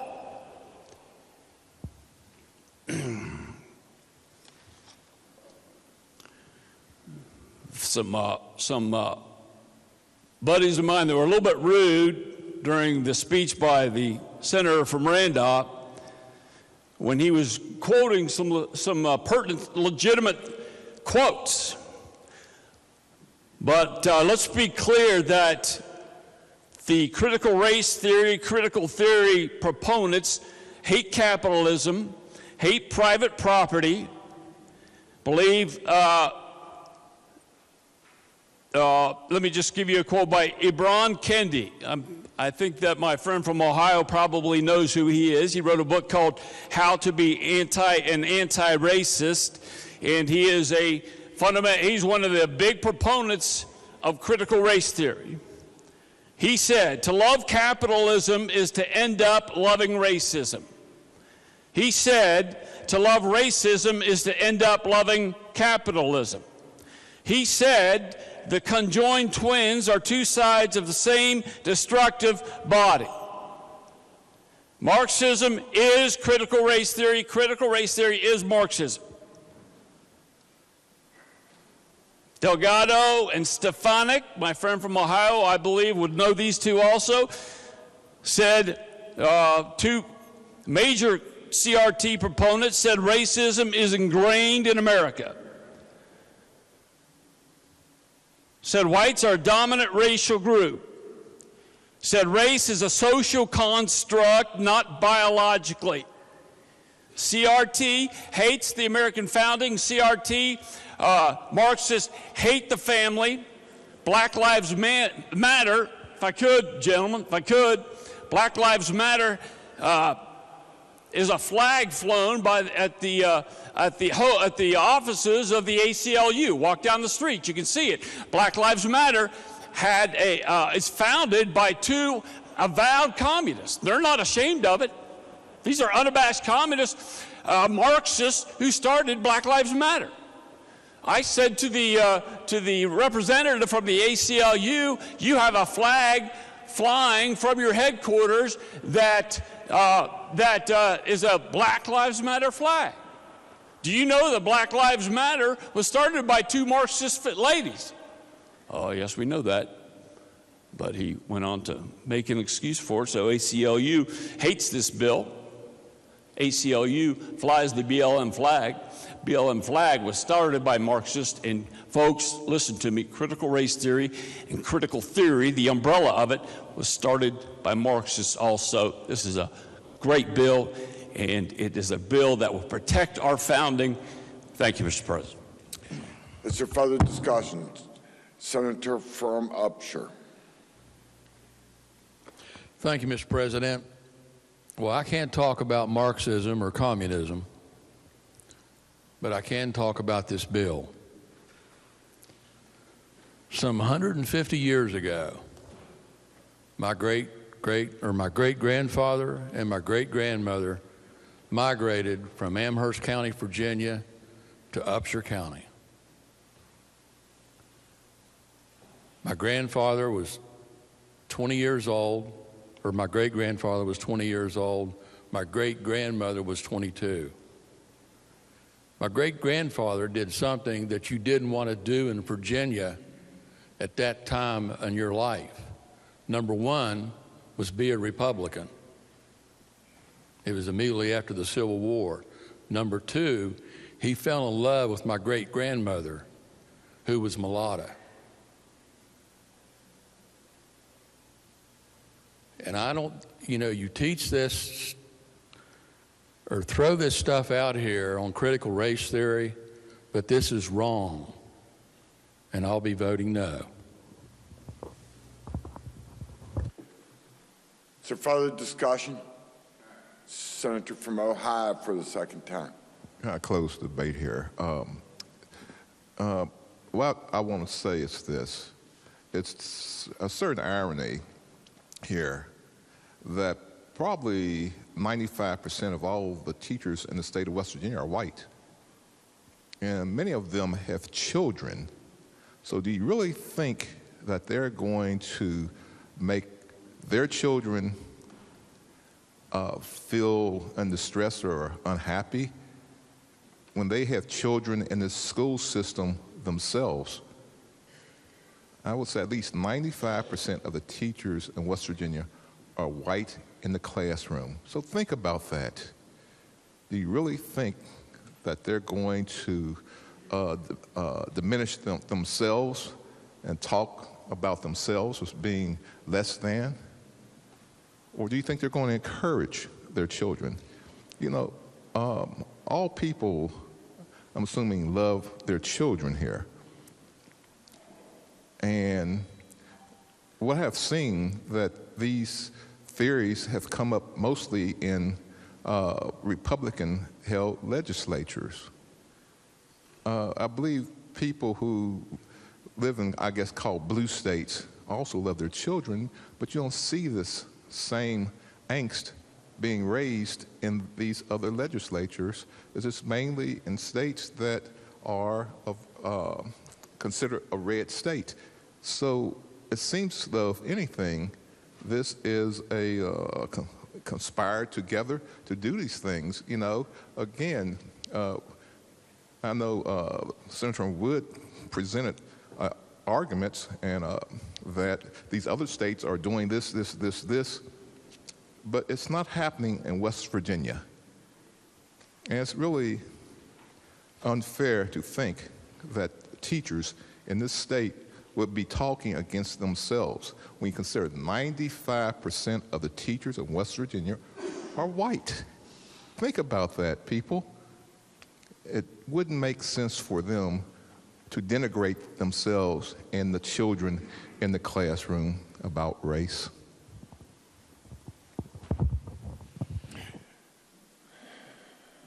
Senator from Brooke. Thank you, Mr. President. I came into this chamber today not knowing what I was going to do on this bill. I fully admit that. I didn't sleep a whole lot last night. I was thinking about this bill and what it does and what it doesn't do. And I started to think in more terms, especially as I've sat here, of what it doesn't do. History is messy, Mr. President. I like history probably more than anything. One day I'm going to retire from politics and retire from being an attorney and go off and finish the mediocre history book that I've begun 4 years ago. History is what I thoroughly enjoy. And what this bill doesn't do, I firmly believe, is that it doesn't prohibit the teaching of our messy history. In 1857, the Supreme Court of the United States made probably one of the worst decisions in the Dred Scott case, saying that the people of African descent are not citizens of the United States. They weren't people. And this bill doesn't prohibit that. It doesn't prohibit discussing that case, teaching that case, learning lessons from it. For decades, slavery was a stain upon our nation, and it's a stain upon our history. It's absolutely horrifying to think about what was done for all of those years. And it's not prohibited from being taught underneath this bill. The Chinese Exclusion Act of 1882, where we just outright banned Chinese people from moving to the United States of America. It's pretty racist. It's not banned from being taught underneath this bill. The Plessy v. Ferguson case of 1896, that separate is fine, that we should be segregated, we should have almost an apartheid here in the United States of America. That's not taught. That can be taught underneath this bill. And lastly, the Korematsu decision of 1944, where this country, and that's not that long ago, told Japanese people, whatever you can fit in a suitcase is fine, but you're getting put in an internment camp. That is a somewhat recent stain on this nation, and that's not prohibited from being taught here. History, as I see it, Mr. President, and the horrible instances of racism, of systemic racism, of individual racism against African Americans, Chinese people, Japanese people, that's not prohibited here. There are 7 subdivisions in this bill that we're not going to talk about in the classroom. And I have a strong feeling, Mr. President, that if you printed a sheet of paper out and you just put those 7 things on, and you walked down the street and you said, "Ma'am, I have a question for you. Do you think that we should teach in schools that one race or ethnic group or biological sex is inherently morally or intellectually superior to another race or group or sex?"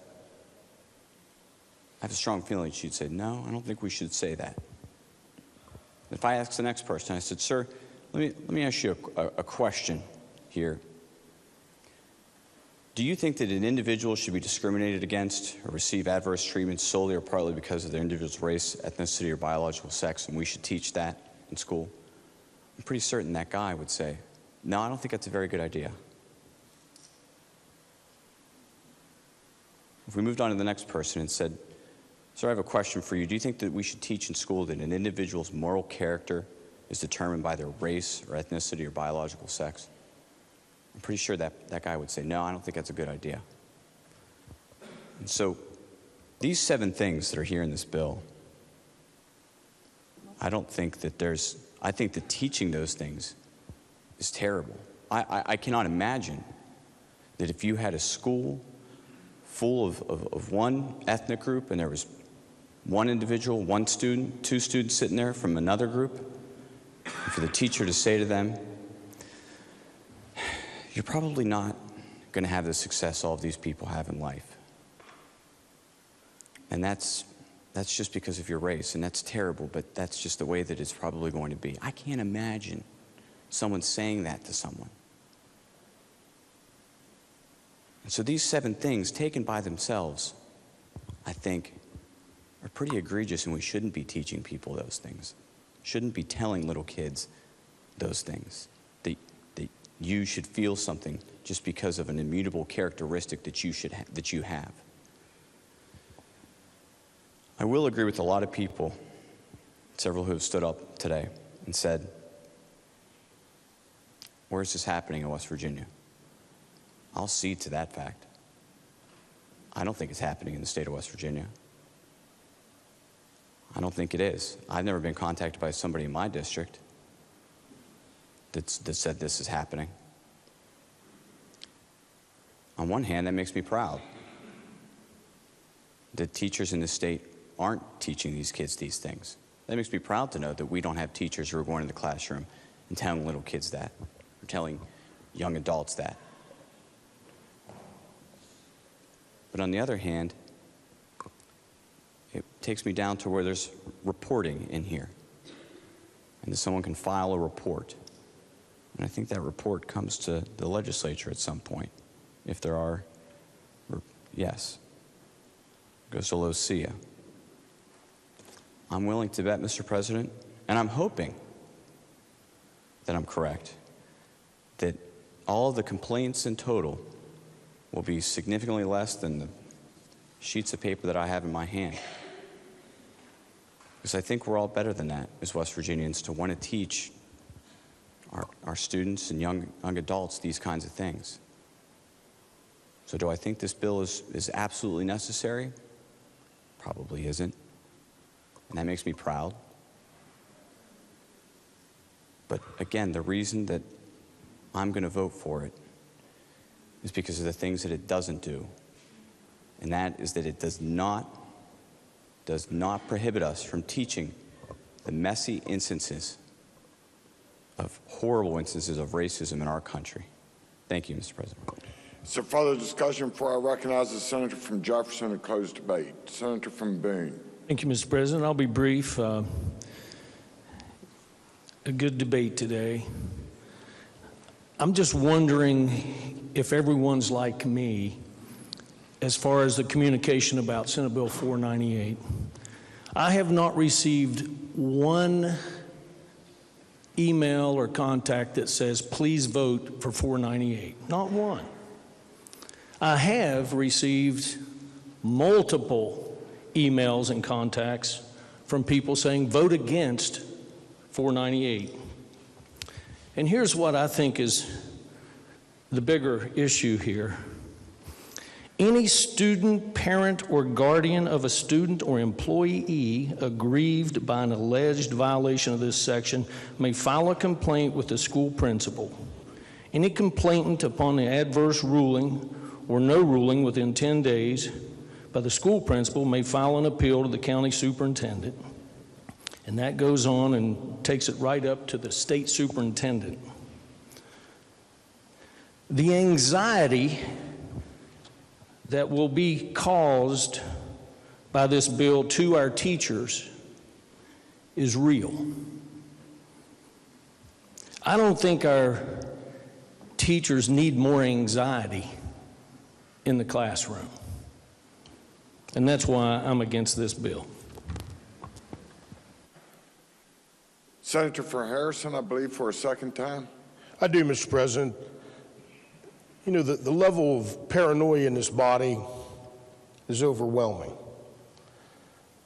To think that we believe that somehow the teaching, the instruction of our teachers is subverting our population, our student population, is ridiculous. I want to remind everybody who was here in 2015, big fight was Common Core. we had a doctor of something come in and tell us it was a Marxist communist plot to dumb down our students. Hell, we do that on our own every day when we pass bills in here. We don't need any help. But you know what we did? We changed a couple planks in it, took out a couple planks, and we changed the name of it, and we haven't heard anything since.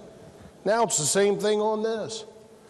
I want to say to my friend, the ACLU representative said that there was nothing in the bill that prevented from teaching the facts, but that it would restrict a teacher's freedom to teach because they'd be in fear of having a complaint filed against them. That's what a chilling effect is.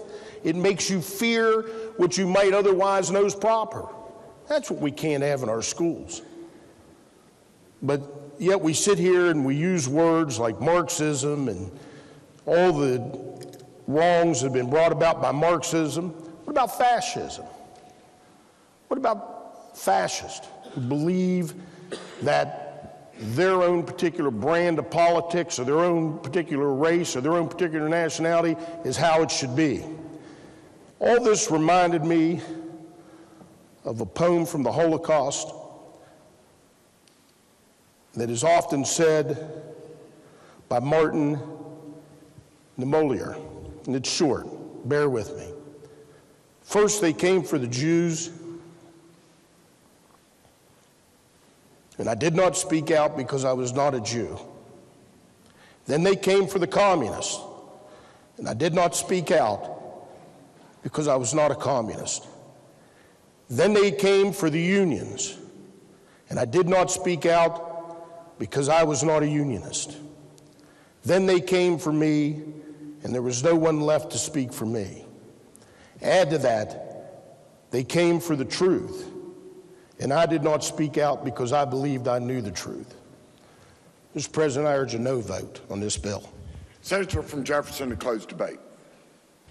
Thank you, Mr. President. It has been a interesting discussion. I will start off by just pointing out that CRT, the word CRT and the words critical race theory, nowhere in this legislation. And claims that there is absolutely no need for concern and no need for this bill was actually counteracted by the opposition when they bring up the fact that school boards are literally breaking out in fights between parents and school board members. I mean, clearly, there is some serious concerns, some serious questions being asked.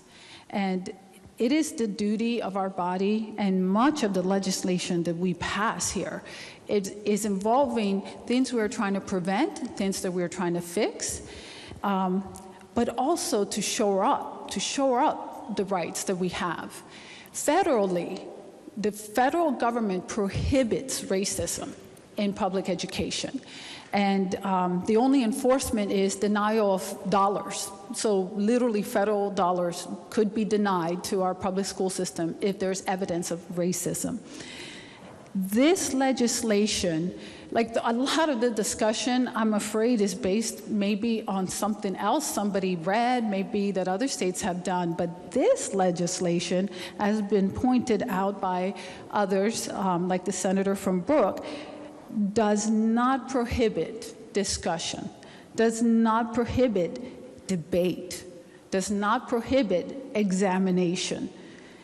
It ensures freedom of speech. This legislation does not mention banning any books. I'm not sure where that comes from. What this legislation does, very simply, is have things that are categorically racist or sexist be prohibited. It is essentially standing up for the rights of individuals to be held responsible for what they personally do or say, not based on something that race or that gender did, but what they do. And as a history teacher and a minority, I could tell you it is important we learn from history. And you absolutely can teach what has happened in history, good and bad. without making an individual feel that they are personally responsible for what happened in history. I could tell you, anyone who looks at me sees a white person, but you all know that I'm not. I have multi-race background, African, Indian, South American. But I married an American man whose last name is Rucker. And anyone who wants to look up the history of the Rucker family, feel free. But his family has been here since the 1700s. And yes, they were part of the people in the 1700s in the United States that did have slaves way, way, way, way, way back. Am I supposed to be held responsible for that my husband's family over 200 years ago owned slaves? Should I feel guilty about it? Wasn't even here. This is what's wrong. This is what we're trying to make certain. And I want to say diversity is beautiful. I completely agree with the senator from Ohio. And I believe in my heart that we need to have these discussions. And you can see right here that people have impassioned opinions. All of that is a beautiful thing.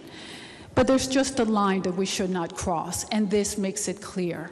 And by making it clear, we're actually protecting teachers, because they know exactly where that line is.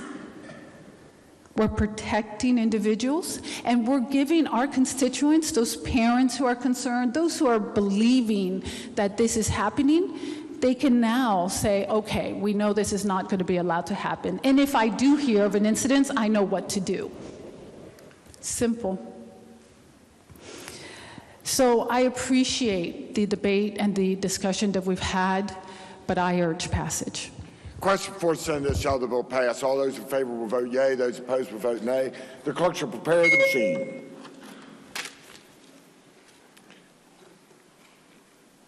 Has every member voted? Has every member voted? If so, the clerk will close the machine and ascertain the results. On this question, 21 yeas, 12 nays, 1 absent, not voting. More than a majority of those present and voting having voted in affirmative, I declare the bill passed. The clerk will communicate the action of the Senate to the House. Engrossed committee substitute for Senate Bill 518, allowing nurses licensed in another state to practice in West Virginia. Third reading of the bill. Question is on pass. Unfortunately, we've had 73 deaths since the last time we were together, and I ask you again, please show all your respects and all the honor that we can pass on to these folks, as well as all their loved ones. Please do so. The 6,309th death is an 83-year-old male from Wetzel County. The 6,310th death, a 42-year-old male from Nicholas County. The 6,311th death, an 84-year-old male from Wood County. The 6,312th death, a 95-year-old male from Raleigh County. The 6,313th death, a 60-year-old male from Raleigh County. The 6,314th death, a 95-year-old female from Kanawha County. The 6,315th death, a 79-year-old female from Mingo County. The 6,316th death, an 81-year-old male from Wood County. The 6,317th death, a 62-year-old male from Kanawha County. The 6,318th death, a 63-year-old female from Marion County. The 6,319th death, a 43-year-old male from Raleigh County. The 6,320th death, an 89-year-old female from Ohio County. The 6,321st death, a 75-year-old male from Roane County. The 6,322nd death, a 62-year-old male from Harrison County. The 6,323rd death, an 81-year-old female from Kanawha County. The 6,324th death, a 48-year-old female from Fayette County. The 6,325th death, an 86-year-old female from Kanawha County. The 6,326th death, an 80-year-old female from Kanawha County. The 6,327th death, a 97-year-old female from Kanawha County. The 6,328th death, a 59-year-old female from Kanawha County. The 6,329th death, a 78-year-old female from Hancock County. The 6,330th death is a 96-year-old female from Raleigh County. The 6,331st death is a 67-year-old male from Berkeley County. The 6,332nd death, a 52-year-old female from Berkeley County. The 6,333rd death is a 33. a 33-year-old male from Wood County. The 6,334th death is a 73-year-old female from Fayette County. The 6,335th death is a 79-year-old female from Hancock County. The 6,336th death is a 60-year-old male from Upshur County. The 6,337th death is a 51-year-old female from Randolph County. The 6,338th death, a 48-year-old female from Putnam County. The 6,339th death, an 81-year-old female from Mingo County. The 6,340th death, a 68-year-old female from Ohio County. The 6,341st death is an 83-year-old male from Mercer County. The 6,342nd death is a 75-year-old female from Taylor County. The 6,343rd death is a 57-year-old female from Kanawha County. The 6,344th death is a 51-year-old male from Cabell County. The 6,345th death is a 79-year-old male from Monongahela County. The 6,346th death is a 67-year-old female from Kanawha County. The 6,347th death is a 79-year-old male from Berkeley County. The 6,348th death is an 86-year-old female from Wood County. The 6,349th death is a 79-year-old female from Harrison County. The 6,350th death is a 65-year-old male from Wood County. The 6,351st death is a 92-year-old female from Grant County. The 6,352nd death is a 79-year-old female from Kanawha County. The 6,353rd death is an 81-year-old male from Greenbrier County. The 6,354th death is a 62-year-old male from Fayette County. The 6,355th death is a 58-year-old male from Ohio County. The 6,356th death is a 92-year-old female from Wood County. The 6,357th death is an 82-year-old female from Braxton County. The 6,358th death is an 80-year-old female from Wyoming County. The 6,359th death is a 74-year-old female from Wyoming County. The 6,360th death is a 72-year-old female from Wyoming County. The 6,361st death is a 73-year-old female from Fayette County. The 6,362nd death is an 85-year-old female from Wyoming County. The 6,363rd death is a 79-year-old female from Berkeley County. The 6,364th death is an 81-year-old female from Raleigh County. The 6,365th death is a 93-year-old female from Preston County. The 6,366th death is a 60-year-old male from Wood County. The 6,367th death is a 45-year-old male from Monroe County. The 6,368th death is a 60-year-old female from Mineral County. The 6,369th death is a 63-year-old male from Greenbrier County. The 6,370th death is a 68-year-old male from Tyler County. The 6,371st death is a 94-year-old female from Summers County. The 6,372nd death is a 40-year-old male from Calhoun County. The 6,373rd death is a 71-year-old female from Harrison County. The 6,374th death is an 81-year-old male from Marion County. The 6,375th death is a 67-year-old male from Hancock, The 6,375th death is a 67-year-old male from Kanawha County. The 6,376th death is a 95-year-old female from Hancock County. The 6,377th death is a 93-year-old female from Pendleton County. The 6,378th death is an 85-year-old female from Cabell County. The 6,379th death is a 100-year-old female from Mercer County. The 6,380th death is an 86-year-old female from Raleigh County. And the 6,381st death is a 91-year-old male from Logan County. Oh, my. Some good stuff is we're down to 2,143 active cases in West Virginia, and that's the lowest that it's been since July the 29th, 2021. So that's really good. are surely way better. We have 498 new positive cases. You remember, not long ago we were having 4,000. Our daily positivity rate is at 5.49. That's a lot better. Our cumulative is still at 8.39. We have 482,000 plus people that have recovered and 481 people now that are hospitalized. Down in the 400s, that's a big improvement. We have 124 in the ICU units and 64 on ventilators. And every county in the state of West Virginia is now green, with the exception of 5 counties. Well, it's been a long time coming, hasn't it? But I'm going to leave that just a second. I want everybody to see it, for this point in time.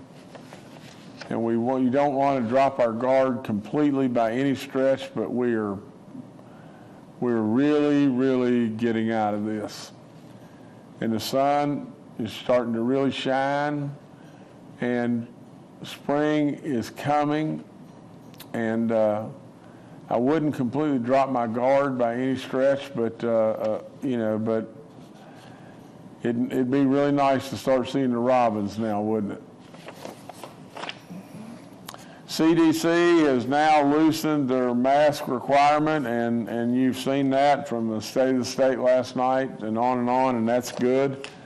I want to thank our National Guard over and over for all the great work that they've done in backstopping and helping our hospitals and all the stuff they do all the time. But today I'm announcing that on March the 11th we will complete this mission. And we congratulate and thank them in every way. The home tests where you can get 4 free home tests are available. You got to go to our covidtest.gov. I think, President Biden even announced last night that there's going to be more home tests, that if you need them, that they're going to get more out to people. From the standpoint of the N95 mask, which, praise the Lord, we don't have to wear right now the way it looks and everything, unless you've got all kinds of compromising issues or you're elderly and everything, you can get them at the pharmacies or the community health centers, and so take advantage, while you can and while they have them available. I remind you about giving blood. Absolutely you should consult with your physician, and if all's good and everything, please consider that. I remind you over and over about your booster shot. It is still really, really important for you to get that booster shot. Really important. Our numbers continue to improve just little by little, but it's been slow. We know it's been slow, but it's been, slow is better than nothing. I'll promise you that we've gotten a bunch of people across the finish line, and the net of that is we've probably saved a bunch of lives there. All the COVID information's up on my website. You can take advantage of all the free testing. We always want to thank Frith and Walgreens for what they did in the beginning days and still are doing. We got 136 outbreaks in our long-term care facilities. That's dropped from, I think, 159. We have no outbreaks in our church community. We're down to 106 inmate cases, 23 staff cases. So corrections is really on their game. They're doing really great work there. So we still have the money available on this rental assistance program that's available for landlords and renters. You need to call us and see if we can get you qualified. The Jumpstart program that incentivizes people to get back into the workforce, even though we have historic lows as far as our unemployment numbers.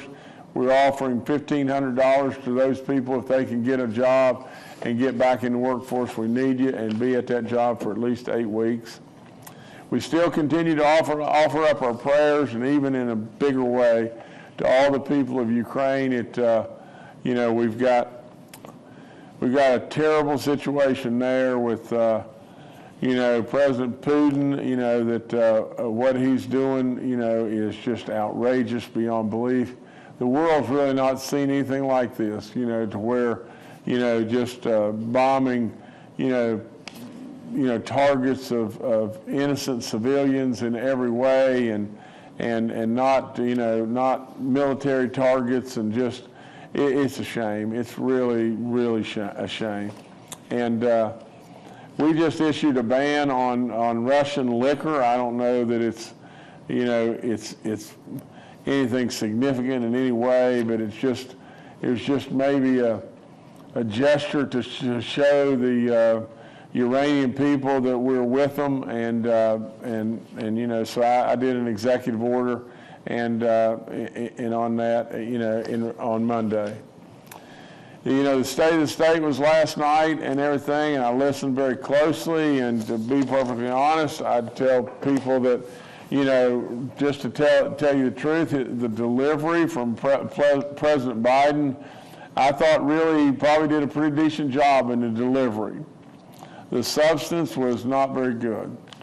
It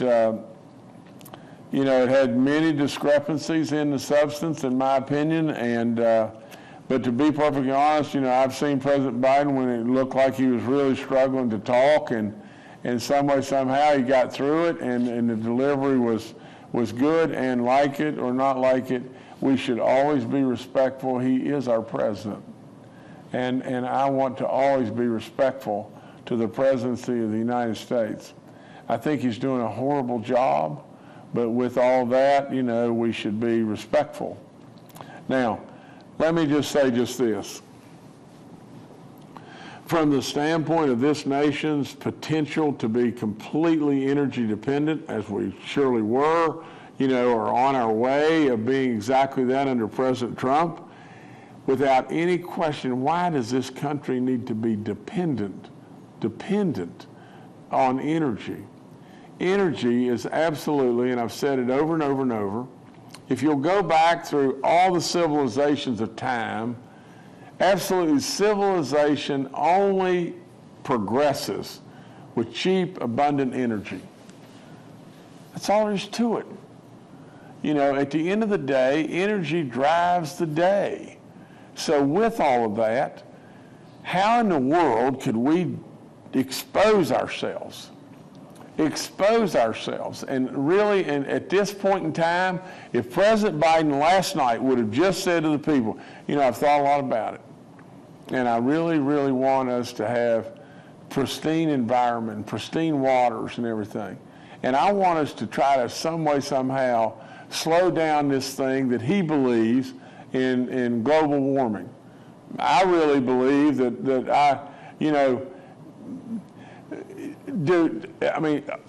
is anybody able to convince me beyond a doubt that there is global warming or not global warming? I don't know. But I can tell you that scientifically it has not been proven to me. Now, with all that being said, here's the bottom line, and what I think the President of the United States should say is, first, we're going to take this step by step. We're going to pray to God above that if there is such a thing as global warming, which I don't think there really is, but if there is such a thing as that, we're going to pray to God above that some way, somehow, he'll make sure that this earth takes care of itself, or some way is able to put up with us for a little bit longer. But first and foremost, we in this nation, the nation that is the shining spot of the entire world, absolutely the nation that truly, truly is the babysitter and looks after the whole world, the example for the whole world. This nation's got to be energy independent. And it is absolutely got to be that. And so with all that, I would say if President Biden would have come out and said, look, I really wanted to go another way, but considering what's on the table, and I've looked at this, we're going to open this thing up, and we're going to build Keystone. We're going to absolutely build our pipelines here. We're going to open up drilling. We're going to move in that way. You would have stopped this war. You would have stopped it right in its tracks. you would have stopped this invasion into this country right in its tracks. Because we couldn't have changed that overnight, but the Russians would know that it's coming. And so I really and truly, at the end of the day, this thing in Ukraine can escalate into something really, really, really bad. And we don't need that. We just don't need that. We had a terrible fire at our deaf and blind school, and it was heartbreaking beyond belief. I was in immediate contact with all the folks, from the fire marshals to my chief of staff to, Superintendent Birch and all the education folks and everything. And my words to them were just this. The psychological trauma, thank God the students weren't on campus, and thank God, this building was not being used for students at that time and everything. But the psychological impact of something like this is really tough. Now, everybody's on it, and everybody's still investigating it and trying to figure out what to do. And I can tell all those, that we're surely not going to walk away. We're absolutely going to rebuild. To the folks in the town of Romney and in that area, this is a very, very important school, and surely to all the students and all faculty and everything, you just got to know we're with you, and we'll get through it. We'll get through it. But the impact, the psychological impact on all is difficult, and we recognize that, and that was my point to Clayton Birch, and we're going to stay right with you and be right on it. The revenue numbers, I don't know if we announced this and everything the other day, but I guess not. The net of the whole thing is, and I would just say, just as simple as this, it's hard to get really tired of winning. I mean, that's all there is to it. And now we have, surpluses that are totally beyond belief. We're standing at year-to-date surpluses of $589.9 million above, our estimates. We're at $59.2 million on surplus for the month, for the month of February. And it's a short month. It is truly unbelievable, what we have done and how we've changed the map, how we've changed West Virginia from being that place that everybody looked down on to a place that absolutely people are thinking, great time of day, what is going on in West Virginia. They truly are that diamond that we missed and everything. And absolutely, we said in the beginning, we're going to take you on a rocket ship ride. And my gracious sakes of living, we're on a real rocket ship ride. And we've got so many opportunities to do so much more good as we go forward. We're going to continue to do that. We're not going to stop until we've flipped every single rock. And I guess we did announce this yesterday or put it out yesterday, but my goodness, how good is good? And at the end of the day, you just keep on winning, and it's hard to get tired of winning. So that's what we're going to continue to try to do. Unemployment numbers, same kind of thing. They just keep, they adjusted on a national basis. They adjusted the unemployment numbers just a little bit and everything, but we still just have record after record after record. I think it's now 22 consecutive months that we've decreased, our seasonally adjusted unemployment rate. That's really good. Last month, there was 1,700 people that we decreased on our unemployment numbers, and grew by 2,700 that got back into the workforce and into employment. It's just been one record right after another, and we're really proud of all the folks that are putting in a lot of licks and everything to make all this happen in every way. Just a couple of things real quick. Yesterday I released a video reading to all West Virginia schools in celebration of the upcoming Read Across America Day. I chose a book that says Take Me Home Country Roads. It really and truly, to me, it was a real reflection of who we are.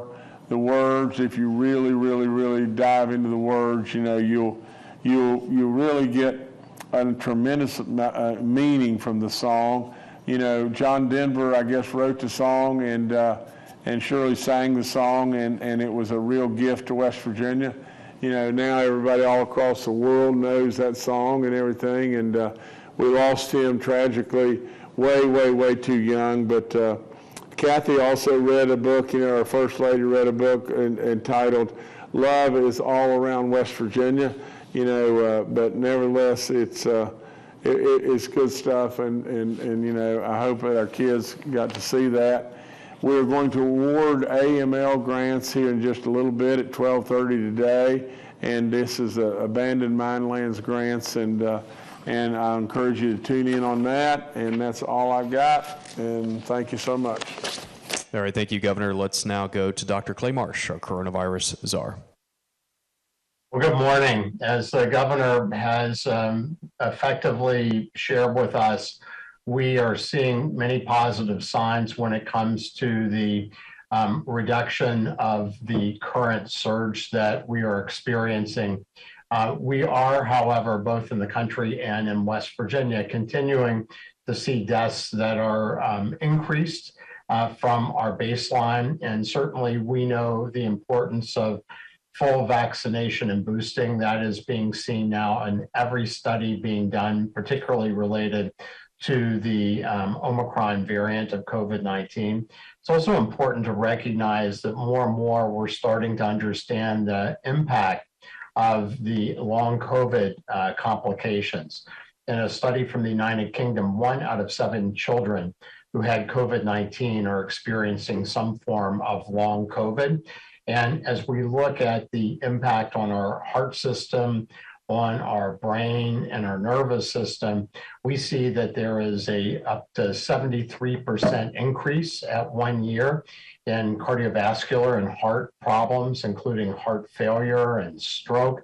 And as we look at our brain, people with brain fog is an increasingly important complaint that people have from developing COVID-19. And people can get long COVID symptoms, even with a very mild case of COVID-19. But the more severe the case and the more severe the symptoms, the higher the risk of suffering long COVID symptoms. And that range can be up as high as 40 to 60% of people that have been hospitalized that may experience some consequences of long COVID. It's also important to recognize that full vaccination and boosting seems to reduce the risk of long COVID by about 50%. So another reason to be fully vaccinated and boosted.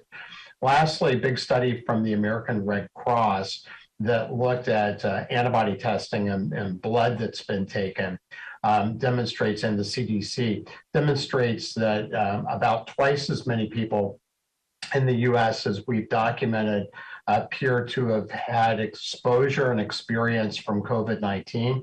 They have immune function that demonstrates that they have been either infected or challenged with COVID-19. And that's important not only because as we look at the age ranges, 60% of our under 18-year-old population has evidence of having COVID-19. As we look at our over 65-year-old population, that goes down to only 23%. But it means that about half of our population have likely either been infected or challenged with COVID-19. And along with the vaccinations, that gives us probably the most immune function that we've seen thus far in the pandemic. So while we continue to watch carefully if the virus mutates more and new variants come up, we're not really seeing that right at this very moment, but we have learned enough to know to respect this virus and not to believe we can predict what the virus is going to do. But it makes it really important for all of us to continue to enhance our immune function, because that's the best way that we can protect ourselves, protect each other, and reduce the risk of the virus from mutating to another variant. Thank you. Out of the budget and out of the code? I don't believe so. I mean, do they have to act and do They we have exist to? in separate statute, and then it'll be up to the two secretaries to decide exactly which one of them takes what in regards to that. Okay, in other words, you say there And if not, then when LACRA meets and the legislature reconvenes in January of '23, then we'll make provisions for what they haven't made provisions for. Okay, so we're just waiting to see where they will be assigned. The existence of those two commissions will not be affected by this legislation. Gentleman is correct. All right, thank you, sir. Thank you, Mr. Speaker. Gentleman be allowed, Dr. Keaton. Thank you, Mr. Speaker. Would the chairman yield? My question is, I reviewed our fiscal note on this bill with our in-house Division of Fiscal and Regulatory Affairs, and they said it's going to cost $300,000, but DHHR, for some reason, believes that it's going to cost like $6.5 million or something like that. Can you sort of clarify the discrepancy there for me? Well, to the gentleman, the $300,000 is the cost, and by moving the implementation back 6 months, that would be cut in half. But it would be the cost of a new cabinet secretary and an administrative assistant. So that is the cost in the next budget for this program to move forward. Okay. Okay. Thank you, Mr. Chairman. Gentleman 67, Dr. Doyle. Thank you, Mr. Speaker. Would the chairman continue to yield? Gladly. Looking through here, and incidentally, I'm going to vote for the bill no matter what you say, so don't, but I am curious about something. I noticed that the Bureau of Medical Services is put under the Department of Human Services, not the Department of Health. Why is that? Well, the Bureau of Medical Services is basically state Medicaid. So that's more of an entitlement social program. So you think it falls more on the human services side than on the health side? The gentleman is correct. All the services that are provided by state Medicaid are provided by our provider community. Okay, but thank the you. actual implementation of the program, who it services, is more on the human services side. Thank you, sir. Is there further debate on the bill? Lady number 38, Dr. Graves. Thank you, Mr. Speaker. I don't enjoy getting up to speak. Public speaking is not my favorite thing. So I try to only do it if it's really necessary. And there were some things said under testimony in the Finance Committee. The gentleman had brought up some of the discrepancies in the fiscal note. And because I feel like we were, I'll say it the kindest I can, intentionally misled in the Finance Committee, I made notes. I would like to go over some of those with you. So I've heard that we will grow government bureaucracy. That's a legitimate concern. But I'll point out that a large agency can be split and share services. We've proven it. Sharing administrative functions can and does happen in government and keeps costs down. But if you're worried about growing government bureaucracy, I will admit I am. DHHR has grown exponentially as currently constructed. It's too large to properly manage or hold accountable, and I'll speak to some of my friends across the aisle because I know you've tried. In 2012, DHHR requested $3.9 billion. In 2017, it was $5.6 billion. This year, they've asked for $7.58 billion. DHHR is a financial avalanche, and it grows exponentially. That should concern every single one of us. So why do we keep throwing money at this without seeing any significant improvement? I'm going to submit to you it's because it's got an unmanageable size, and a structural change can actually improve efficiency in government here. So I also heard under oath that we will impede ability to move money from one bureau to another. Personally, I would really prefer an audit trail to follow when I'm trying to hold DHHR accountable. They absolutely will have the ability to move money from one bureau to another without impediment, so that was a lie. But it will be easier to track what is happening with the money that the legislature gives DHHR. We already see this in government today. DHHR routinely moves money to other agencies in government, PEIA, the Bureau of Senior Services, Homeland Security, West Virginia National Guard, Commerce, I could go on and on. Being able to track it better is an argument in favor of splitting the agency, not against it. So I also heard, and this is a legitimate concern, it will be more difficult to coordinate services. So I took a look at the structure that we're proposing. This bill aligns critical services, which is the thing I was the most concerned about. So the Department of Health will have responsibility for regulatory function in the state hospitals. That's what we would want to see. The Department of Human Resources will have responsibility to provide services and protect vulnerable populations. That's also what we would want to see. So just like already happens when DHHR works with other agencies, I won't go through the list again, these two bodies will work with each other as needed. It happens all across every facet of government. It's not anything new. I want to talk about substance abuse in West Virginia. DHHR serves as our focal point due to the many programs and clients they serve that are impacted. Most of the money spent on substance abuse in West Virginia goes through Medicaid, the Bureau of Social Services, and the Bureau for Behavioral Health. This bill keeps the Office of Drug Control Policy with those entities. That's also something critical we would want to see in a restructuring of DHHR. I got to tell you, it's really hard to argue that West Virginia has been dealing with the drug crisis in a stellar way. And don't get me wrong, it's not because we're not trying, we're trying on both sides of the aisle. But having to funnel almost all of our efforts through a massively inefficient agency is not working. We had more overdose deaths than babies born addicted to drugs this past year than any year in our whole history. God, that matters to me. I know it matters to you too. And maybe you'll say, well, it was a COVID year. I mean, it's an anomaly, right? I'm sure it's not like that all the time. We were the worst in the nation before the pandemic. We're the worst in the nation through the pandemic, and we're still the worst in the nation. So I've heard people say, this is a good argument too, well, look at how some other states are structuring DHHR, like Pennsylvania. It's a good example. There's others, though.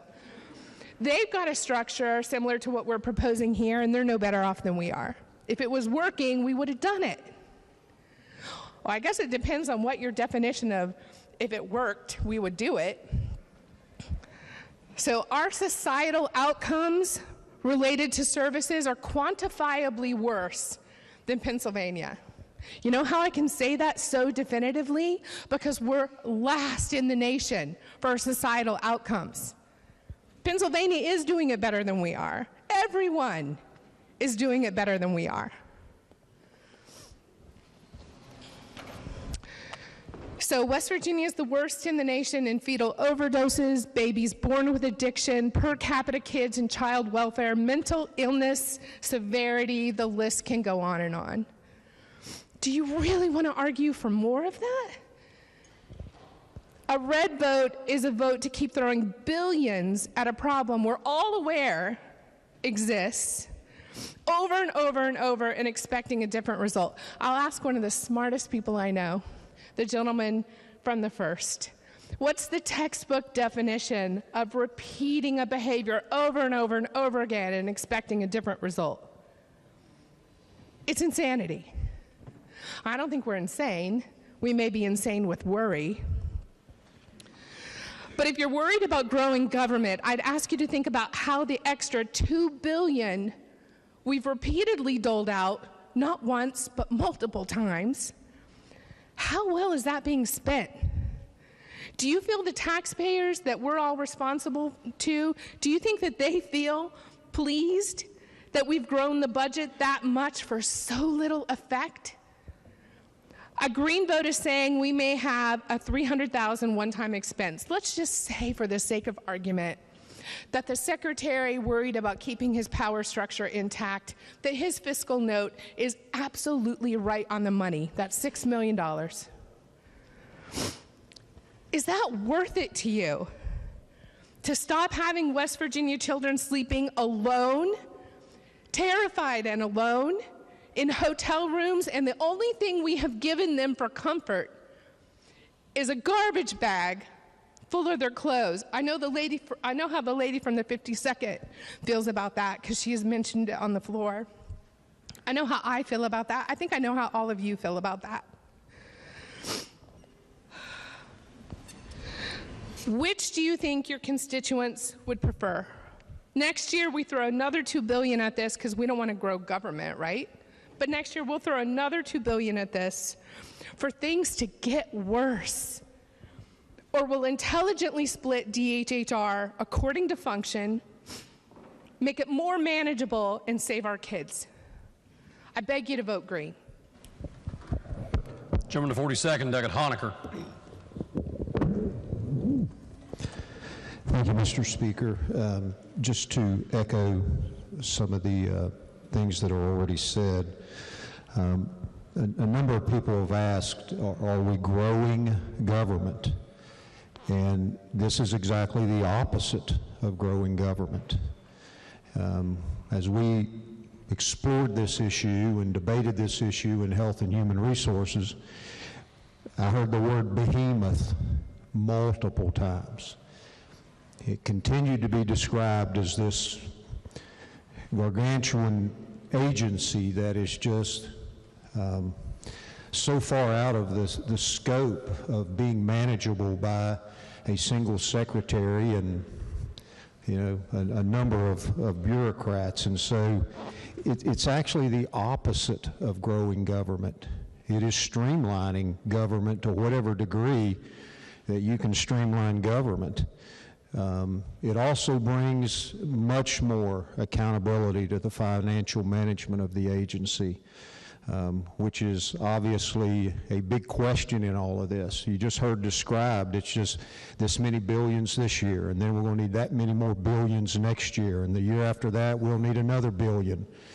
And you just have to wonder, where is all of this money going, and where is the stewardship of the taxpayers' money and the money that the legislature even allocates to this behemoth of an agency. And then, when you approach this behemoth of an agency from an organizational management platform, and you begin to realize it is so far out of the scope of what we in the world of management would call the span of control. One person can only manage so many people and so many functions. And so what this speaks to is agility. And as someone who worked day in and day out with a lot of other people that worked day in and day out over the pandemic in emergency management, in homeland security, and law enforcement, in emergency medical services, and fire departments, and dealing with all of these things, I'm not speaking to the people of DHHR. They are great people. There are many, many dedicated public servants in DHHR. I'm not speaking to the people. Let me make that clear. I'm speaking to the process. The breadth and width and depth of the size of this agency tremendously diminishes their responsiveness in emergencies, in whatever those emergencies are.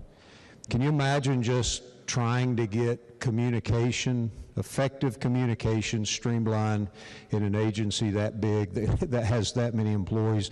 So by dividing the agency, we bring more accountability, much faster communications, a much more manageable span of control, much improved stewardship of the taxpayers' money. And ultimately, at the end of the day, we're not growing government. We're making government more effective, and we're making government more efficient. And by now, we all know that being effective is doing the right thing, and being efficient is doing the right thing the right way. And so I urge you to support this bill, and let's make government work better for the people. Let's bring better stewardship, better accountability, better communication, and more agility to how we respond to the citizens of West Virginia. Thank you. Gentleman 16th, Delegate Linville. Thank you, Mr. Speaker, and I will be brief. You know, there's a lot of discussion here about whether or not we're growing government, we're adding a new department, a lot of those sorts of things. I'll admit, right, there are other states with single agencies significantly larger than this. It's not logical to say that, you know, it's too big for one person to possibly do, to possibly administer, to possibly deal with. What we're recognizing here is that it just simply hasn't happened well for a long period of time. We've got a problem, and that problem needs solved. And so that is ultimately what we're looking at doing. But for those of you who are not members, who do not sit on the Finance Committee, we have budget hearings every year, right? And in those budget hearings, an agency goes over their entire budget and how they're going to spend your money and your taxpayer dollars over the next year. And unfortunately, this particular agency has a $7.6 billion budget. $7.6 billion. It's hard to wrap your hands around because there's special revenue dollars, there's federal dollars, there's things other than general revenue tax dollars that go into this agency. $7.6 billion in a 2-hour budget hearing. In a 2-hour budget hearing. This legislature provides oversight of how they spend their money in 2 hours. So what does that work out to be? That's $63 million of oversight a minute, or $1 million a second. $1 million a second.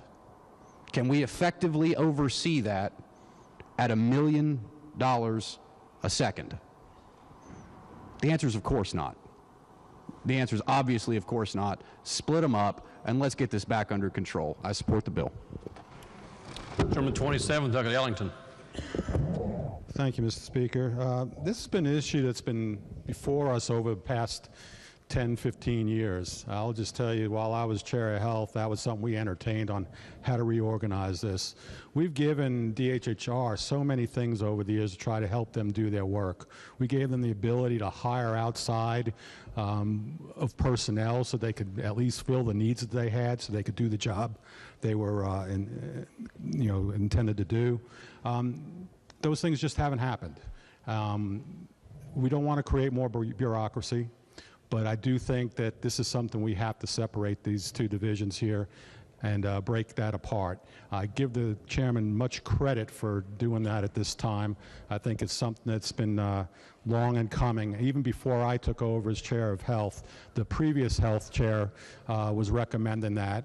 And then also, I will say I have good sources internal to DHHR that also recommend that we split this up. So I'm in full yes for this. So please do so. Is there further debate on the bill? If not, Gentleman 17th, close debate on the bill. Thank you, Mr. Speaker. This is a big bill that's before us.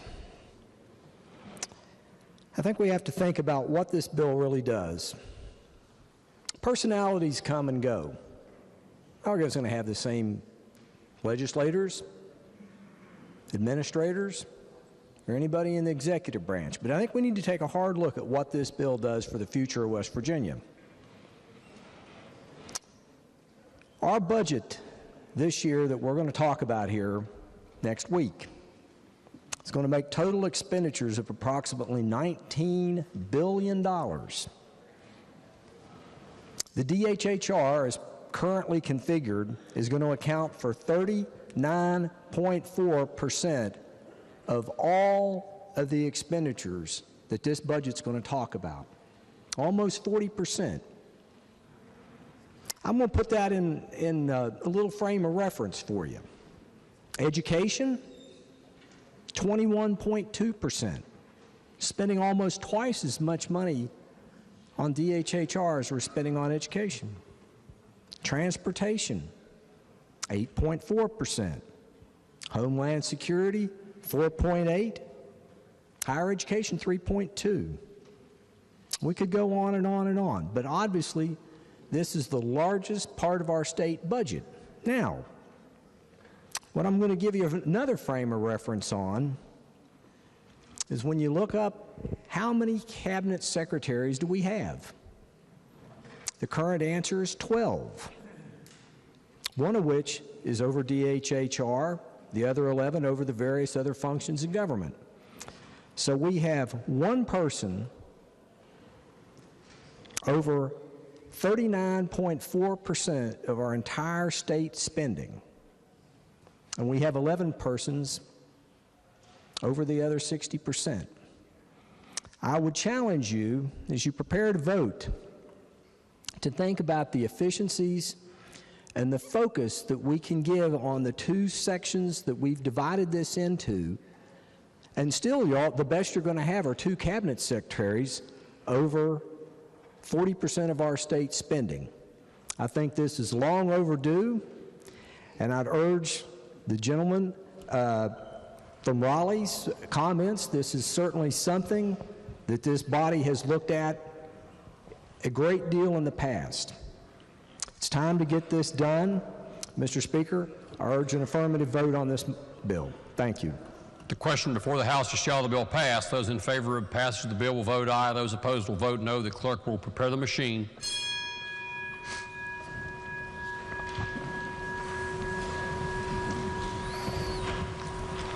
Has every member voted?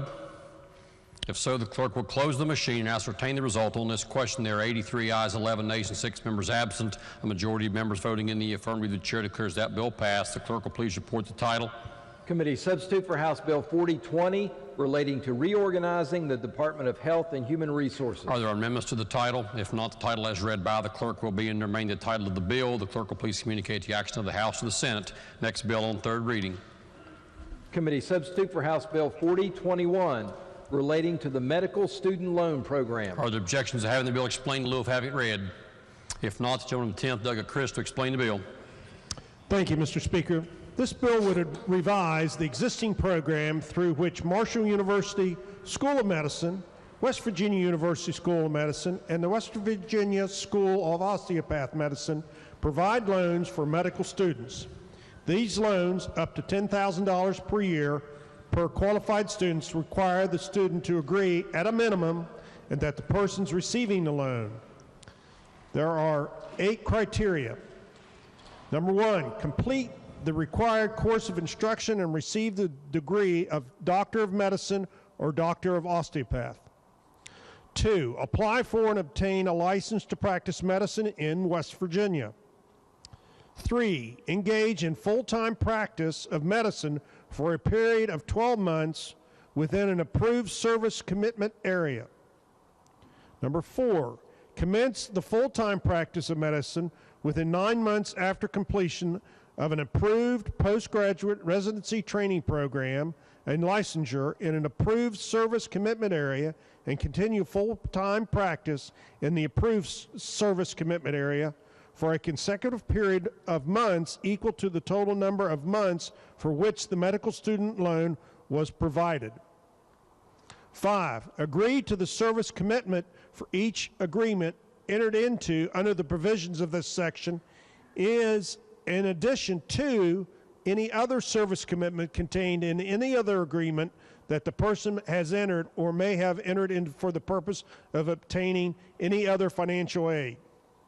6, maintain records and keep reports to the issuing medical school to the document the person's satisfaction of the obligations under the agreement to engage in full-time practice of medicine in an approved service commitment area and to continue the full-time practice of medicine in an approved service commitment area for the consecutive period of months equal to the total number of months the student received the medical service loan, student loan, versus practicing In a federally designated population-based health profession, shortage areas shall provide documentation for the more than 50% of their time is provided to the designated population. Number 7, upon failure to satisfy the requirements of the agreement that the person engaged in the full-time practice of medicine within an approved service commitment area for the required period of time under the medical student's loan agreement, the person receiving the medical loan pursuant to the provisions of this section shall repay amounts to his or her issuing medical school. And number 8, upon the person's evidencing his or her satisfaction of the terms of the medical student loan agreement provide for herein, the issuing medical school shall cancel the $10,000 of outstanding loan for every 12 full consecutive months of service as required in the agreement. I urge passage. The question before the House is, shall the bill pass? Is there debate on the bill? Lady from 51st Douglas Fleshour is recognized. Thank you. Thank you, Mr. Speaker. Would the gentleman respond to a couple of questions? Sure can, or try. Thank you. I was looking through this, and there's crossed out language and there's underlined language. What's the main thing that this bill does differently from the way we've done it before?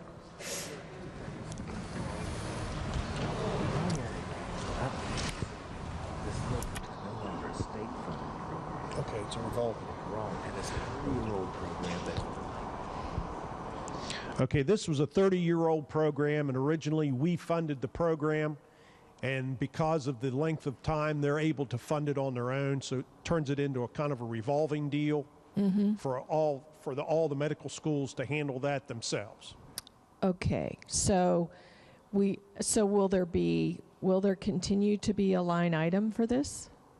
No, this is within the school's parameter.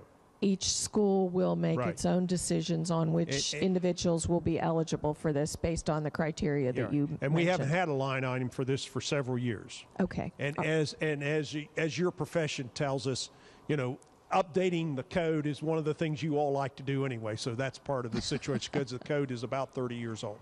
Okay. Thank you very much. I You're appreciate your Thank you. candor. Question again is, shall the bill pass? Is there debate on the bill? If not, those in favor of passage of the bill will vote aye. Those opposed will vote no. The clerk will prepare the machine.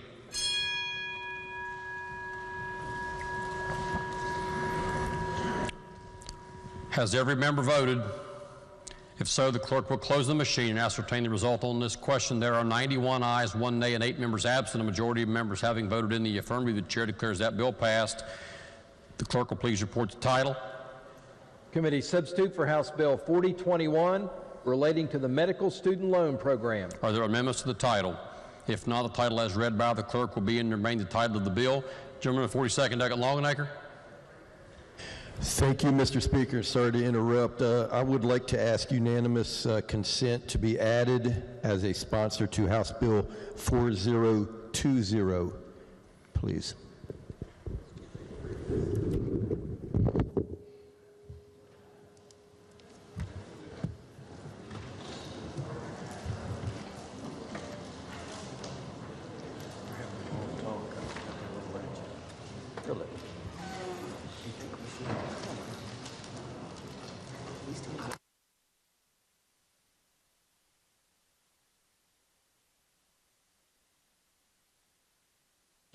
The chair is advised by the clerk that that is within the clerk's ability. Are there objections to the gentleman of 42nd being added as a co-sponsor to House Bill 4020? There are no objections heard. The gentleman will so be added. Next bill on third reading. Committee substitute for House Bill 4050 defining terms related to livestock trespassing. Are there objections to having the bill explained in lieu of having it read? If not, gentleman of 32nd Douglas Fast to explain the bill. Thank you, Mr. Speaker. This bill will whet your appetite for lunch. Hopefully we'll get soon. The existing code provides that if livestock enters the property of a landowner without consent, the owner of the livestock is liable for damages in a civil action. This bill amends the section to define livestock as an animal of bovine, equine, porcine, ovine, caprine species, domestic poultry, peafowl, guinea fowl, Leporidae, camelid, and emu. That is a summary. Mr. Speaker, I'd be happy to take questions and explain what each of these INs are. The question before the House is, shall the bill pass? Is there debate on the bill? If not, those in favor of passage of the bill will vote aye. Those opposed will vote no. The clerk will prepare the machine.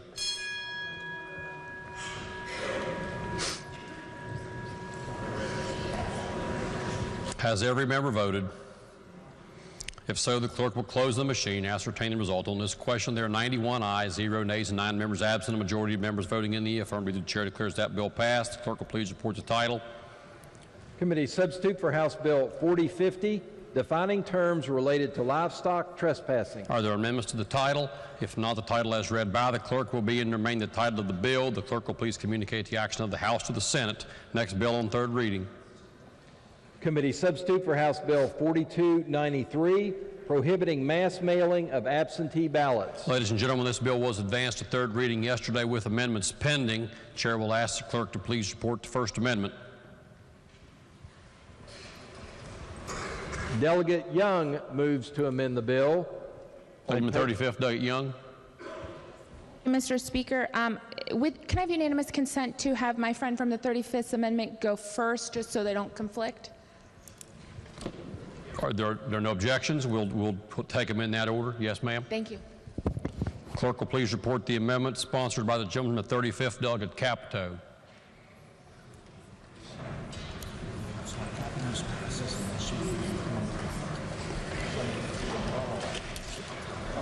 Delegate Capito moves to amend the bill on page 1, section 5, line 5, following the word state, by striking the following: it is unlawful for any person, including any election official, to mail or deliver an application for an absentee ballot to any voter except when specifically requested by that voter.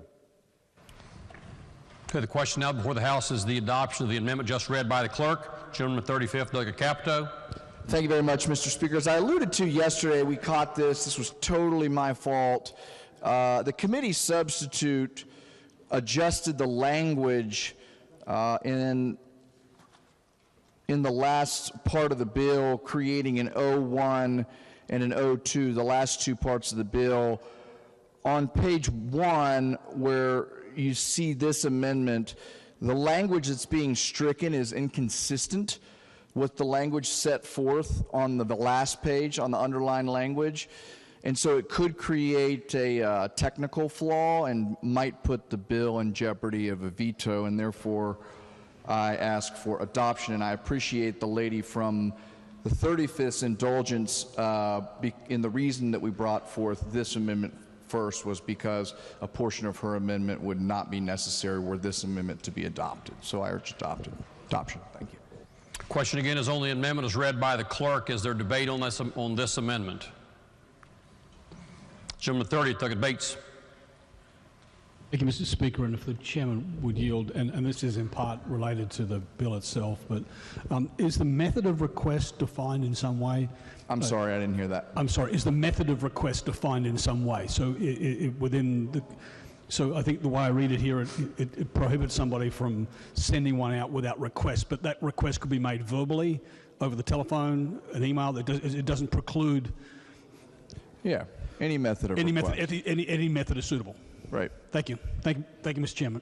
Thank you, Mr. Speaker. Is there further debate on the amendment? Lady from the 38th, Delegate Graves. Thank you, Mr. Speaker. Would the gentleman yield? Yes. I just want to make sure I understand right, because the words that you were saying, that wasn't my understanding. So, I mean, it's going to strike out 155 through 159 completely, correct? No. It won't? My amendment would strike out on line 5 of page 1, starting at the new sentence, it, and all the way through to line 6, ending with voter. Okay, thank you. That helps. Thank you. Is there further debate on the amendment? If not, the question is only amendment is read by the clerk. Those in favor of adoption of the amendment will please say aye. Aye. Those opposed will please say no. The ayes have it. Chair declares that amendment adopted.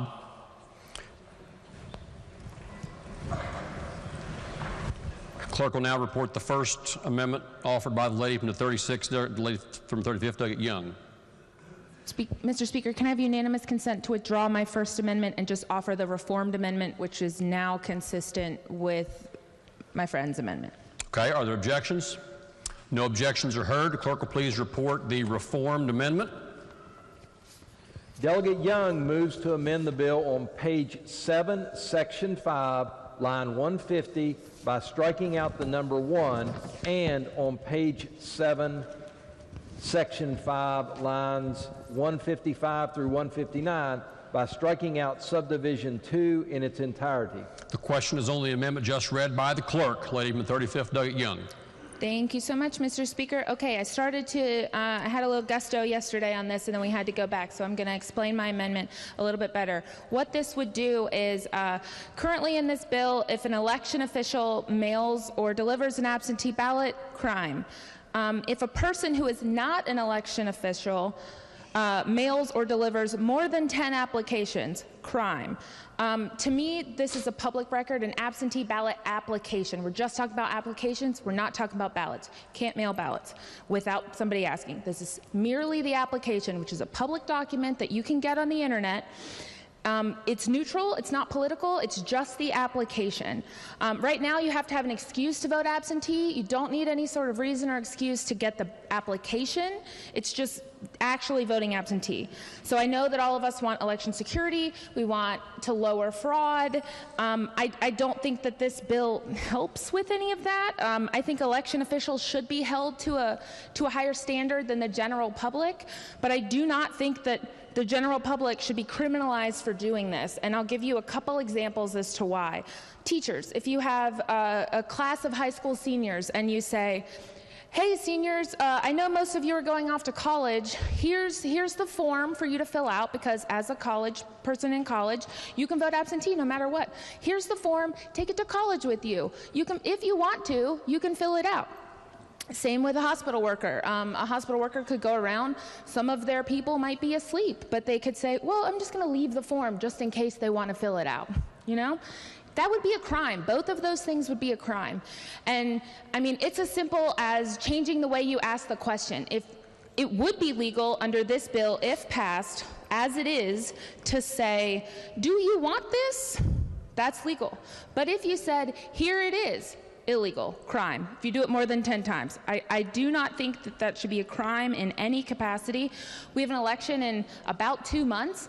Who knows when this is going to take into effect, because we're going to deal with that after we deal with the bill. But I don't think we should be making these changes right now. So I hope you'll support my amendment. I am happy to answer any questions. The gentleman to 35th, Doggett Capito. Thank you very much, Mr. Speaker. I rise respectfully in opposition to the amendment. You know, this bill started out pretty candidly, it was pretty rigid. And we worked this bill through a subcommittee in the Committee on the Judiciary, came out with a product, and I think what we really wanted to avoid was having individuals interfering with the election process. And as the lady mentioned, it's possible that it could come down to semantics.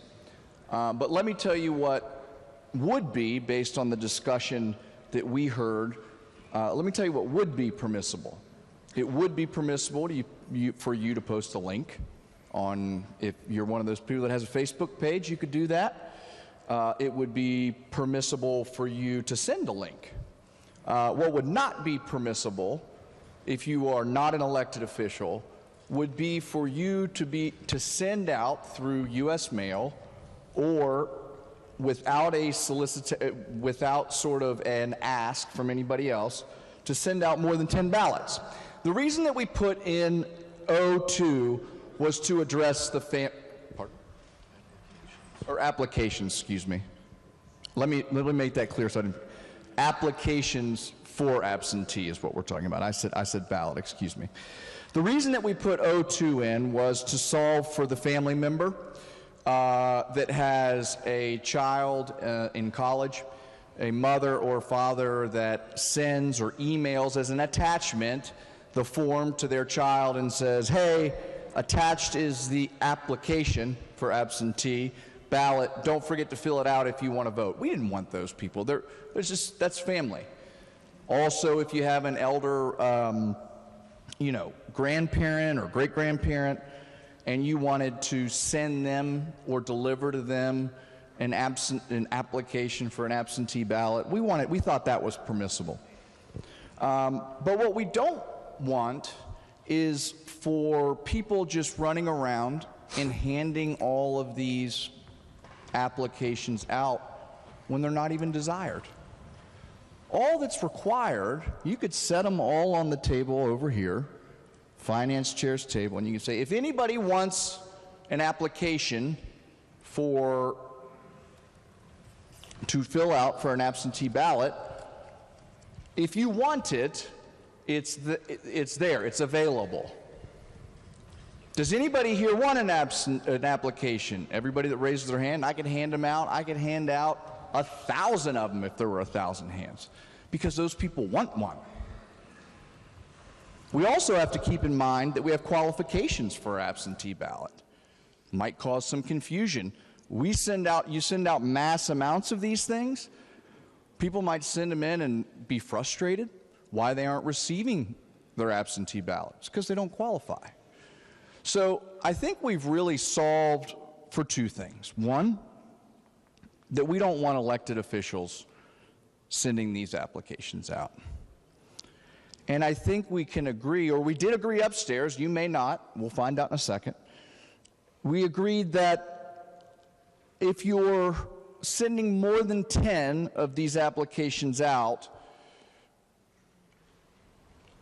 it's a little funny, and I wonder why. Urge rejection. Gentleman to 50th, Garcia. Thank you, Mr. Speaker. Will the sponsor of the bill, the gentleman from the 22nd, will he yield for a question or two? Sure. Thank you, sir. So, with respect to this amendment, and we've had this discussion previously, what is the reason why you offered this bill in the first place?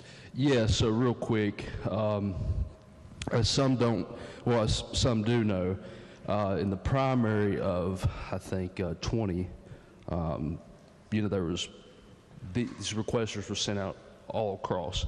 Well, in the general election of 20, we kind of just, two counties sent them out. I think it was Ohio County and Lincoln County. And I got a lot of constituents that had an issue with that, of just them sending those massively out to everybody when a relative either moved or were dead or, whatever you have not. Those people were in the process of that requester. And on that requester was just simply, the option to vote because of COVID-19. So it created a real big issue. So, and I'm not stating that there was an issue. I'm just stating that there was a very high likelihood of voter fraud that could have happened. Okay. In an environment. Is your bill, and I understand the bill was more broad than it is now. It has been kind of whittled down, narrowed, but the real issue had to do with county clerks that were sending out ballots. Am I correct on that? Yeah. It was towards more of the county clerks because that was my issue of having the bill come forth. Okay, thank you. So the gentle lady here has an amendment. So this is one more question. She has an amendment that takes out the provision, subdivision 2, which relates to people generally, whereas the provision before that is specifically directed at election officials. Would you agree with that? That she's not, that her amendment doesn't go towards the issue for which you presented this bill, or the reason upon which you've at least told me right now. No, I do agree upon that, but I want to state too that a nonprofit or another organization sending out hundreds of these would be the same issue that I'm trying to deal with elected officials as well. Okay, that's fair. So and I don't know how familiar you are with the First Amendment, the right to freedom of speech, But I mean, would you take me at face value that if there's a law that restricts speech and it's based on the content of that speech, that there's what's called a strict scrutiny analysis, and that any type of law has to be narrowly tailored to serve a compelling state interest? Would you accept me at that? I would, but I would also caution that I don't think it takes anybody's right away from requesting a ballot, because they can still request it. Okay, I understand that, and there's a lot of case law, and I'm not going to claim to be an expert. I don't want to get into it. that with you. Yeah, my last question is, do you have a worry, again, the idea that if we have to have a bill that's narrowly tailored, if we're going to take away somebody's freedom of speech rights? And I would argue that this is the ability to provide somebody with an application or to solicit them to try to do an application for an absentee ballot. I think that is freedom of speech. If we're not narrowly tailoring that to the problem and the election officials, I mean, do you have any fear that this could be overturned, the whole bill? And then the issue that you brought this bill up for, if we don't take the ladies' amendment, the whole thing's going to be I mean, that's something for the court to decide. You know, on my grounds to presenting the bill and wanting the bill is the massive requesters being sent out to people. I don't think you should be able to just grab a voter roll and just send out to people. I just don't think that's that. So if it does get struck down with the court, then that's happened here before. But I think that the intent of the bill is to not have mass requesters sent out to people, no matter if it's elected officials or nonprofit. Now, I know in my scenario, it was my whole county saying, "Hey, Zach, why are we getting these requesters?" A normal person would say, "I'm getting a ballot," but we know that's not true. They're getting a requester. So it just caused a lot of confusion in my county. Okay, thank you. I respect that answer, and I appreciate it. Mr. Speaker, speak to the bill amendment very briefly. You know, I do think I have so many reservations about this bill in general, and the idea that, again, if you print off an application, I mean, one thing we didn't put in here is, the gentleman from the 35th talked about, well, if you do it this way, well, there's no script in this bill. Somebody could very easily not follow that. We talked in committee about a nursing home where a lot of people are going to need an application for an absentee ballot. And talk to the other gentleman from the 35th, Mr. Pack, about, that's a situation that comes up a lot. Well, if the employees don't do it right, then there's going to be criminal liability. And what I think there's the possibility that with this amendment, and if you narrowly tailor this bill towards election officials, I think you can make an argument that with the strict scrutiny analysis for the First Amendment, that it is a narrowly tailored exception for a compelling state interest. Okay? I think this is the amendment that saves this bill. I still think it's possible it gets struck down, but I think it's much less likely from a constitutional standpoint that if you accept and adopt this amendment and focus it solely on election officials, and this bill might actually do something and not be struck down by the court. That's my argument for it, and I hope you'll consider it, and I hope you'll adopt it. The June 16th, Doug Linville. Thank you, Mr. Speaker. Would the sponsor, my friend from the 35th, yield for a moment? Yes. Thank you. If your amendment were adopted, would it be legal for a group to select specifically, as a for instance, just registered Democrats, as a for instance, who have voted in only one of 4 of the last elections, and specifically send them thousands of absentee ballot requests if your amendment was adopted without them asking for it? Send thousands to one person? No, again, let's say statewide, Democrats who had voted in one of the last 4 general elections, and only Democrats. Would it be legal for just massively just to send out those absentee ballot requests to only those people? That is the current law in 49 states, including West Virginia, yes. Actually, in North Carolina, that's the Republicans did exactly that before the 2010 election, and the Democrats came in and made sure that that was illegal. Okay, I said 49. would be 50 here, right? I mean, so anyway, so, but that would be allowable if your amendment were adopted, but not if the bill were in its current form. That's correct. Okay, thank you. Mr. Speaker, I would state that there can be some funny business. We know it, right? The gentleman from the 22nd, as lead sponsor of this bill, and I work together.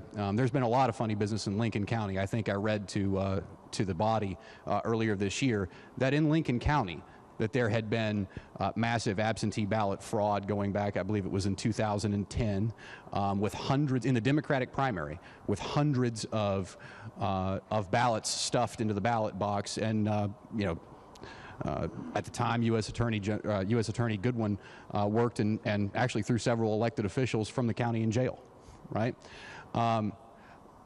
The difficulty that we run into here, first, I brought up North Carolina because I believe that survived scrutiny, right? So there was a constitutional question that the gentleman brought up. I believe that did survive constitutional scrutiny, you know, related to that. So first, there's that. I don't believe that the bill in its current form is unconstitutional. The second thing, though, that I would state, when you send out some of these requests, we all know that the voter rolls have problems. I'll tell you, my sister got an absentee ballot request form, and she's lived in North Carolina for 5 years. Right?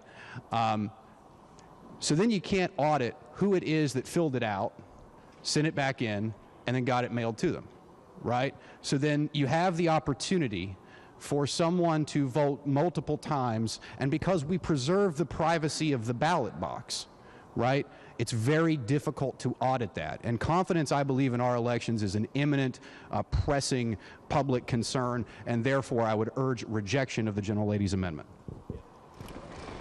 Gentleman 36, Doug Pritt. Thank you, Mr. Speaker. I'm going to speak against this amendment for several reasons. One of the reasons that I'm speaking against this, and I just want to make this super clear, is there's no constitutional right to be able to spam people with ballot applications. There's no constitutional right to that. A constitutional right is going to be at play when we're talking about fundamental rights. So this idea that strict scrutiny is going to apply in this situation, that's plainly just not accurate. Now, one of the things that I think we really need to take into account here is the fact that we are talking about election integrity. Now, we've seen in the past major issues throughout our country, perhaps even some instances in West Virginia, such as Lincoln County and some other places, where there are legitimate issues with election integrity.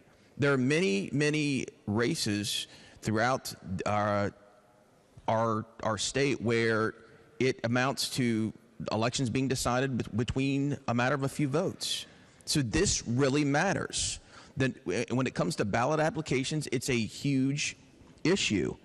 And I don't think that this idea that people have a right to something along the lines of being spammed with ballot applications, that's not true. All this bill does, all it does is it says that you can't go out and send out thousands or hundreds of thousands of ballot applications that nobody requested.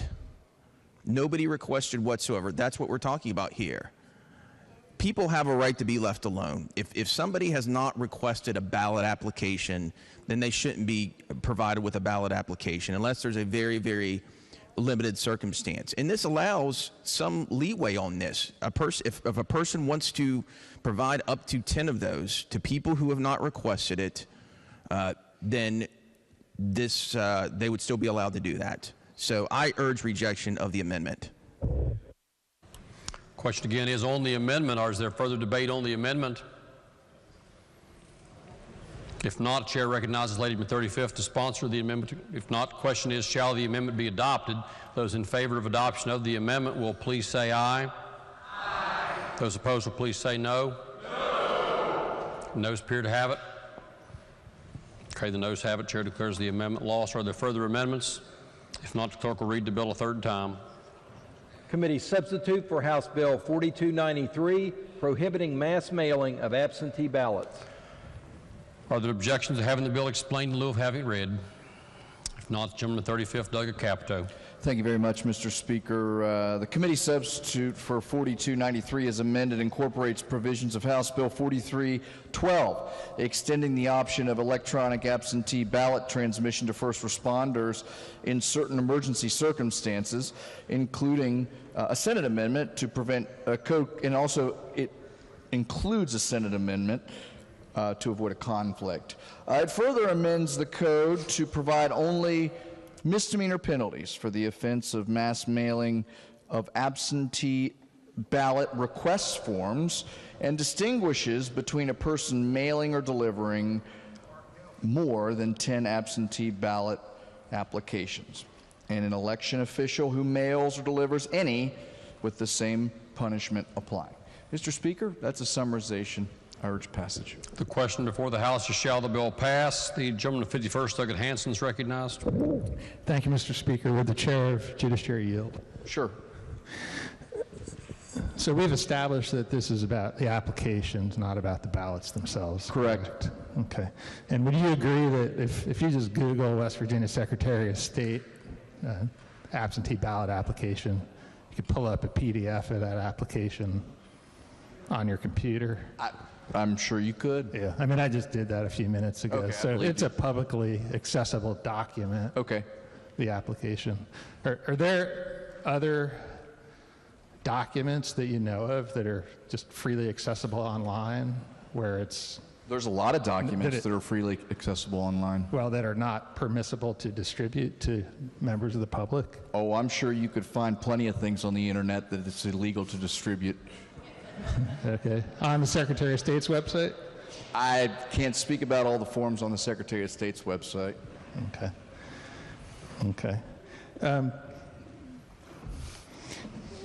If I were to go to the senior home where my dad lives with a stack of 11 applications that I just printed off from downloading,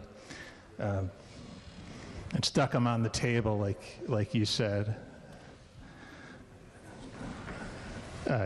just for potential use by members, people who live in that home. Because one of the reasons that you could vote absentee is immobility due to advanced age or physical disability. So if I just stuck those on the table, would that be a violation of this new part of state code? No, because I think that somebody, by the act of picking one of those up, is manifesting a specific request. That's their own volition. It's the way I read it. It says if any person delivers more than 10 to a group of voters without the specific request of those voters. That's how I read that last It's paragraph. been delivered with a specific request. It's been an action by me to put on the table and an action by you to pick it up. So you're saying I could put them on a table when nobody asked for them, but then if somebody picks it up from the table, they have requested it? You know, I can say anything down here, but that's my reading of the bill. Okay. Okay. Thank you. You're welcome. To speak to the bill. Yes, gentleman is recognized. That's not my reading of it. My reading of it, I'm just reading from the bill. It says if a person like me, not an election official, delivers more than 10 applications to a group of voters without the specific request of those voters, I can go to jail. If my dad invites me to his senior living home and I bring 11 applications and give one to my dad and stick 10 on the table, or 11 on the table, and then over the next week or so, people who live there pick those up, I can go to jail. That's how I read it. And I think this is overreach. This is a public document and application that anybody could download, and to criminalize using that document to help people access the ballot, that goes way too far. And to be clear, we're not talking about hundreds or thousands of applications like a previous speaker said. This paragraph is 10 applications. We're criminalizing 10 applications, not hundreds, not thousands, 10 So I think this bill would suppress turnout. It would lead to fewer people voting in elections, and I would urge rejection of this bill. Lady number 35, Doug Young is recognized. Thank you, Mr. Speaker. I hope this goes better. So I thought we were all really proud of our election processes. I know I'm really proud of our elections here in West Virginia, but then I continually hear about things going wrong, and like in Lincoln County. There were problems, and you know what happened? The system worked. We caught those problems and we corrected them. It's always the Democrats in Lincoln County, but this is not partisan. This is about elections, period. I'm not going to talk about cases of election fraud because it happens with all parties. Fraud is fraud is fraud is fraud, and it's wrong. This is not about that. This is about this bill, and I tried to make it a little bit better, but unfortunately I cannot support this bill in any capacity because several states have tried to do this very, very thing. Most of them just did it for election officials. We went a step further and said, if Evan Hansen, sorry, the delegate from the 51st, delivers 11 ballots to his grandpa, it's a crime. It's anybody that's a crime. But in the states, so if we pass this, strictest absentee ballot application law in the United States of America.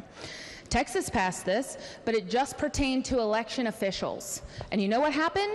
The bill had so much election reform in it, but what happened was there was a suit filed specifically about the piece about election officials delivering absentee ballot applications to voters. I don't want a group to mail out a bazillion absentee ballot requests. Nobody wants that, but here we are. This was specific to election officials delivering absentee ballot applications.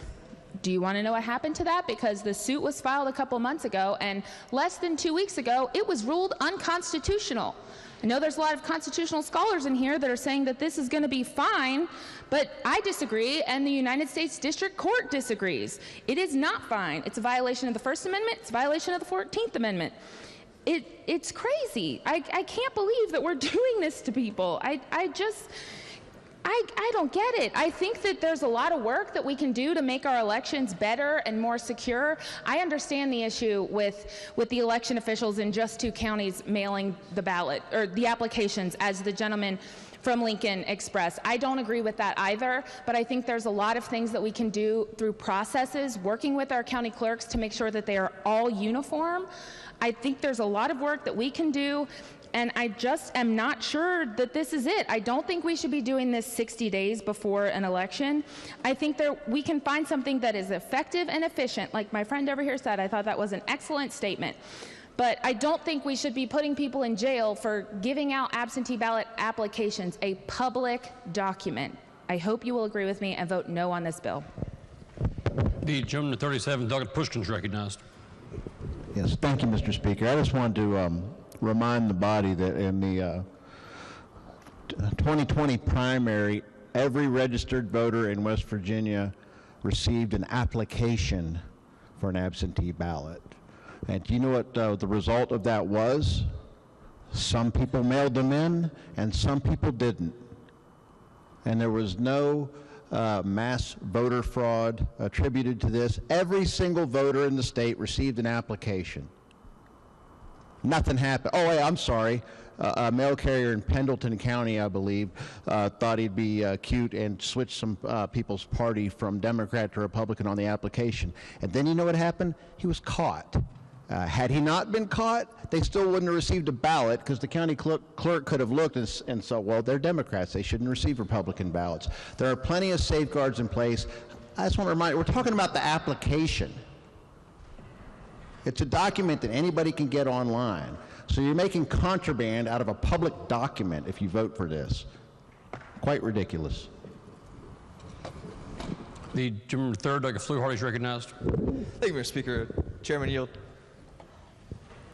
Of course.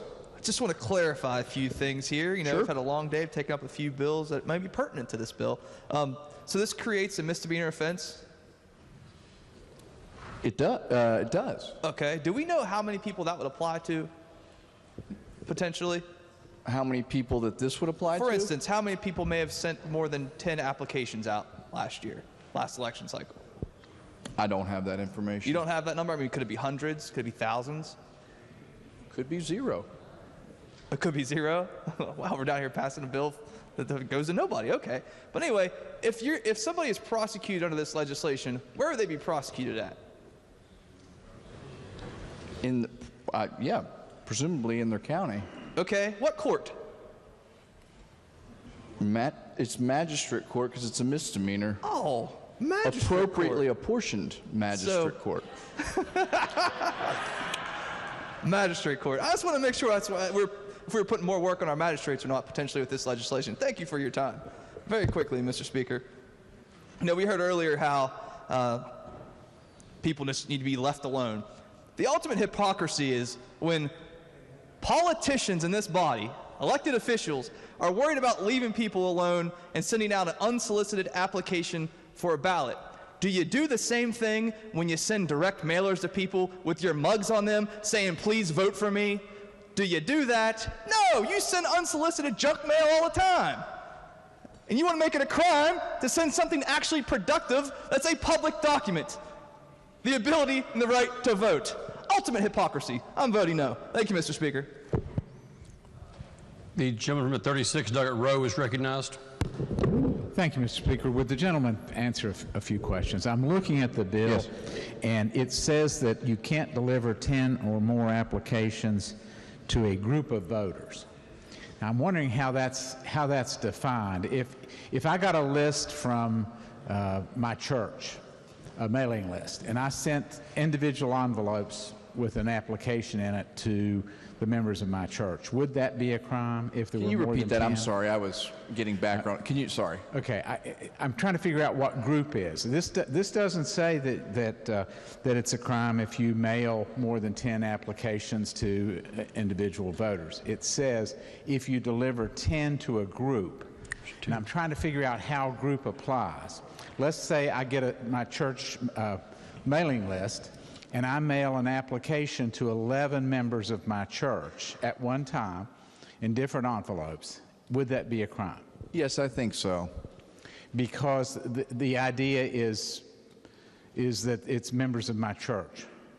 Did you say 11 or 10? Yeah, 11. Oh, yes. yeah. Yes. Because I mean, the idea here is, and I think we might be quibbling over the wording, but I think the idea is that you are not going to deliver 10 applications for an absentee ballot to, I don't know, more than 10 of them. I think. Well, but let's see. So I couldn't do that. But now, what if I took my church list and my neighborhood list and whatever, and sent applications to those being more than 11 people, but not any one group? Would that be illegal? It would still be prohibited. What you could do is you could send all your friends a letter asking them if you'd like for you to send them an application for absentee, and everyone that responds to you, send away. Now, what is the criminal intent needed for this misdemeanor? I'm looking on line 155, and it says knowingly and intentionally. Is that knowingly and intentionally putting something in the mail, or is it knowing that it's illegal to send 10 applications, more than 10 applications I think the to voters? In other words, do you need to know that this is a crime? That if you print it off your computer and you mail them out to people and you hit 11? I mean, it would be like any other crime. I don't think we expect every citizen of West Virginia to know every single crime. So the answer is yes, that they would be guilty of a misdemeanor just by doing it, not knowing specifically that it's illegal to do it. If they knowingly and intentionally mail or deliver more than 10 applications to a group, they committed a crime, whether they realize that it's illegal to do that or not. Without a specific request. Okay. Thank you, sir. Thank you. Gentleman the 19th, I got Garcia. Or gentleman 50th, I got Garcia. My apologies. Thank you, Mr. Speaker.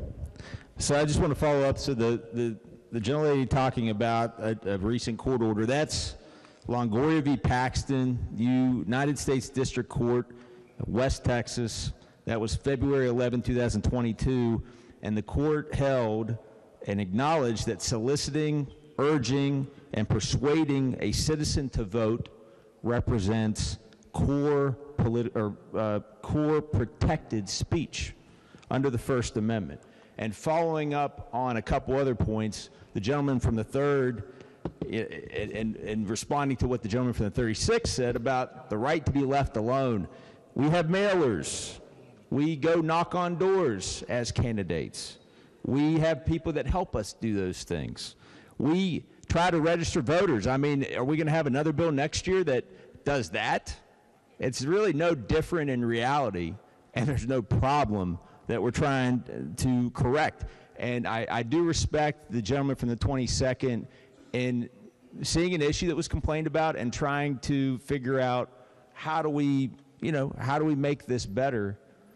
But man, this bill started off just ugly. And I want to take you to something real quick. I mean, the initial penalties here were a $5,000 fine, a felony, and not less than 1 year. No maximum, not less than 1 year in prison. You know, if you look at our current mine health safety regulations, at least for the time being, you know, if somebody who violates a safety standard intentionally and causes a fatality, that's a 1 to 5 and 10,000. That just seems like our priorities are mixed up. So this just doesn't make sense. The other document, there's no other public document. I mean, the gentleman answered a question earlier, kind of, I don't think he answered. The answer is no. There's no other public document that you can't just give to somebody else. It's a public document. And that's what this is. I said it before, I'll say it again. This is just a dumb bill, and you should vote no. From the 19th, I got Griffith. Thank you, Mr. Chairman. Would the gentleman from the 35th yield for a question? Thank you. If a teacher in a school teaching civics who's promoting voter registration, or a grassroots organization that has no political party affiliation but wants to get West Virginians registered to vote, were to do so with 11 or more of these applications, would they be subject to violation? Nothing in this bill prevents voter registration by anyone. This doesn't talk about voter registration. Well, I'm talking about just an application for, I'm sorry, you're correct. If they were just wanting to get an application out to people, would that be illegal? So, well, I mean, I think the first part of your question was if a civics teacher was trying to encourage people to vote, they would first want to get them registered. That's correct. I'm sorry about that. If a civics teacher was specifically encouraging people to, if what the civics teacher wanted to convey was that they should vote absentee and did so by handing them without a specific request, handing more than 10 students per se, these, yes, they would be subject to this. And could one do 9 or 10 ballots 100 times, or 9 or 10 applications 100 times? No. Okay, so how will we know if a person disseminates those things multiple times? They do the 9 or 10. I don't think anyone who receives that is going to object to being helped in their applying for an application. But are we going to have people going around trying to, or how are we going to try to find these people? You did that 5 times. You did 9, you did 10, it was 5 times. How are we even going to know? Well, I mean, I think that would be a question of fact, but generally these things are brought to the surface by folks reporting. If they're never reported, no one's going to be charged. I mean, that's generally how a charge occurs. Okay, thank you. Gentleman 36, Dr. Pritt. Thank you, Mr. Speaker. So I'm going to, again, talk in favor of this bill. And I appreciate the gentlelady from the 35th pointing out the fact that if we pass this bill, if it's, I've not done the research, but apparently if we pass this bill, we will be leading the country in election integrity. And given the history, not recent history, the past few elections have been outstanding. Our election officials have done a great job. But West Virginia has, in the distant past, for example, the 1960 election, a lot of other elections, there's been a history of voter fraud, and there's been a history of issues with election integrity. So on that basis, I think this is a really, really great bill. I think it's going to put us in a really good position. It's going to send an example to the rest of the nation about what election integrity looks like. And I think this could be a good model bill that other states could rely on. So I would urge passage. Gentleman 35th, Doug Capito, to close debate on the bill. Question for the House is, shall the bill pass? Those in favor of passage of the bill will vote aye. Those opposed will vote no. The clerk will prepare the machine.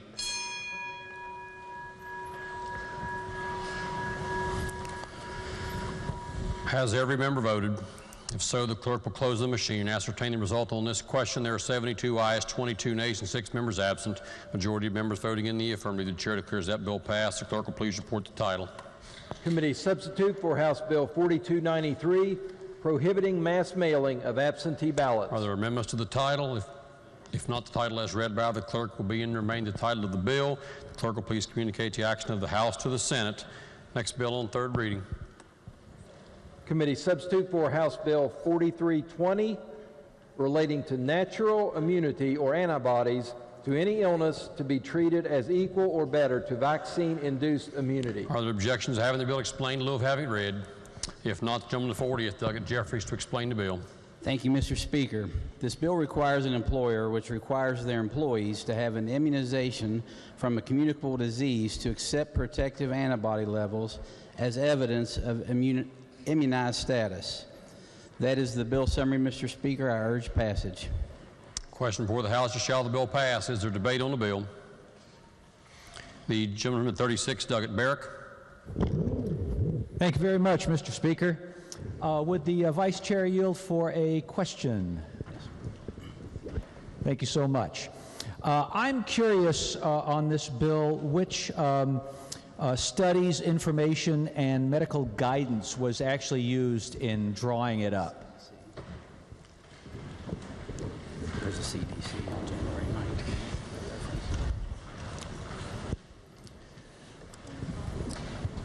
From what I've seen, there is a January 19th CDC study that documents natural immunity is just as much of protection as vaccination. Just that one study? In front of me right now, that's the only one I have. Okay. Because I'm looking at this, and it just seems that, and I'm not a doctor by any means, but it says from a communicable disease that we're talking about, they're talking about obtaining biologic immunity by having protected antibody levels from catching a disease. And I was just curious about that, and so what I did, well, that's my question. So you just have that one study, basically, is what you used. In front of me now, just that one. Okay, but you didn't have anybody else comment or deliver input. Is that correct? Not to the best of my knowledge. Okay. All right, thank you very much. Mr. Speaker, could I speak to the bill? Yes, gentleman is recognized. Okay, thank you very much. Yeah, well, this really concerned me because it just kind of sounds like an assumption that this one article saying that, you know, oh yeah, because you do get biologic immunity from having an illness, but is it the same as being immunized? And that's the big question, and I don't know if that study actually answered it. So what I did is I called Dr. Sherry Young yesterday, and she's the health officer of Kanawha County. She's with Kanawha Charleston Health Department. She runs the department, and she's a wonderful person. She's done a lot of great work in taking us all the way through COVID and many other issues. And I asked her about it. And she just basically said, this is a bad bill. And she said it's not medically sound. And so I asked her for specifics on that. And she said the problem is that this bill is COVID-centric. That's the real problem of it, is that we're talking about from a communicable disease. Now, yesterday we had a couple of bills that were specific about COVID-19. This says a communicable disease, so that means everything. So if it was just talking about COVID, I could maybe give it a little more leeway. But Dr. Young's big issue with this is what about the next pandemic we have? Because this is COVID-centric, but it's not specific. And so she said, like, if we had used this kind of reasoning to deal with polio, it would have been a disaster. And look what we did with polio. Polio was pretty much eradicated. And she points out that between the original COVID-19, the Delta and Omicron variants, there were 50 mutations. And that natural immunity does not always cover those, whereas vaccinations will do that. Vaccinations will have that ability to deal with mutations.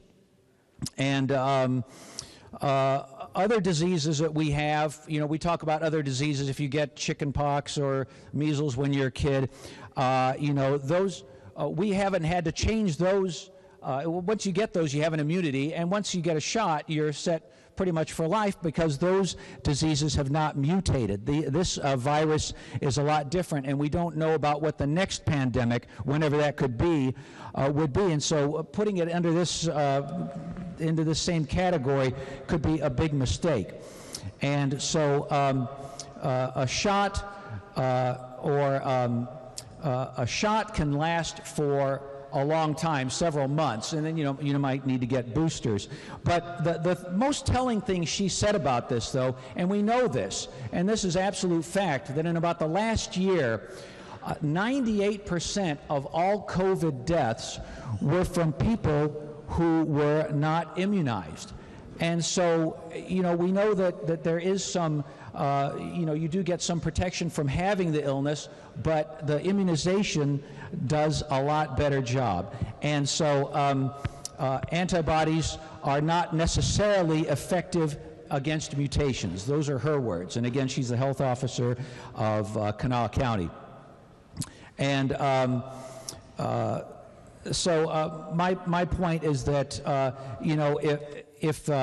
that we're just giving this a broad brush approach, just saying any communicable disease that you get, if you show antibodies, you don't need to get immunization. And so, that's, we could be looking at another measles outbreak like we had in California several years ago, because people get lazy and the disease goes away and they don't get these immunizations. And we're talking about public health here, and that's my big concern, is that if someone came up with an immunization for heart disease or diabetes, and it could help people, and people decided not to do that, if it was their choice for their own health, that's fine. But we're talking about public health. And so, again, I'm afraid this opens the door that if we get another serious pandemic going on, or if COVID-19 comes back again with another mutation and it decides to sweep the country again, and we start putting these, giving people these passes by saying, well, you've got the antibodies, I think we're looking at some real problems. And so, again, I'm against this bill only for the fact that someone who is the health officer of the county, someone who's been dealing with COVID from day one, who's an excellent doctor. I went to get my COVID test myself. She was out there actually giving the COVID test. She's a hands-on doctor. She said, again, quote, "This is a bad bill, and it is not medically sound." So I definitely hope that we can have a little more common sense approach to this, and I definitely urge everyone to vote no on this. Thank you so much. The gentleman to 51st, Douglas Hanson, is recognized. Thank you, Mr. Speaker. I went ahead and just looked up that study from just a couple of months ago that was put out by the CDC. It was put out by about 20 doctors, medical doctors, PhDs, people with MPH degrees, so public health experts. And I think it's important, if we're going to use a study, to put it in context. And this is the context. These are the conclusions. They say that vaccination remains the safest strategy for averting future infections, hospitalizations, and death. Vaccinations, the safest strategy for averting infections, hospitalizations, and death. That's the study. Thank you, Mr. Speaker. The gentleman the 19th, Douglas Griffith, is recognized. Thank you, Mr. Speaker. I want us to make us aware of the history of this, and also I think of a technical issue of what we're doing here. Before last year, we passed a bill to exempt employees from vaccines in spite of opposition from businesses across the state, medical professionals, hospitals, banking, insurance, and even manufacturers. We passed it knowing that the Centers for Medicaid and Medicaid Services mandate was coming out, and we passed a prohibition of something we knew was coming. Well, this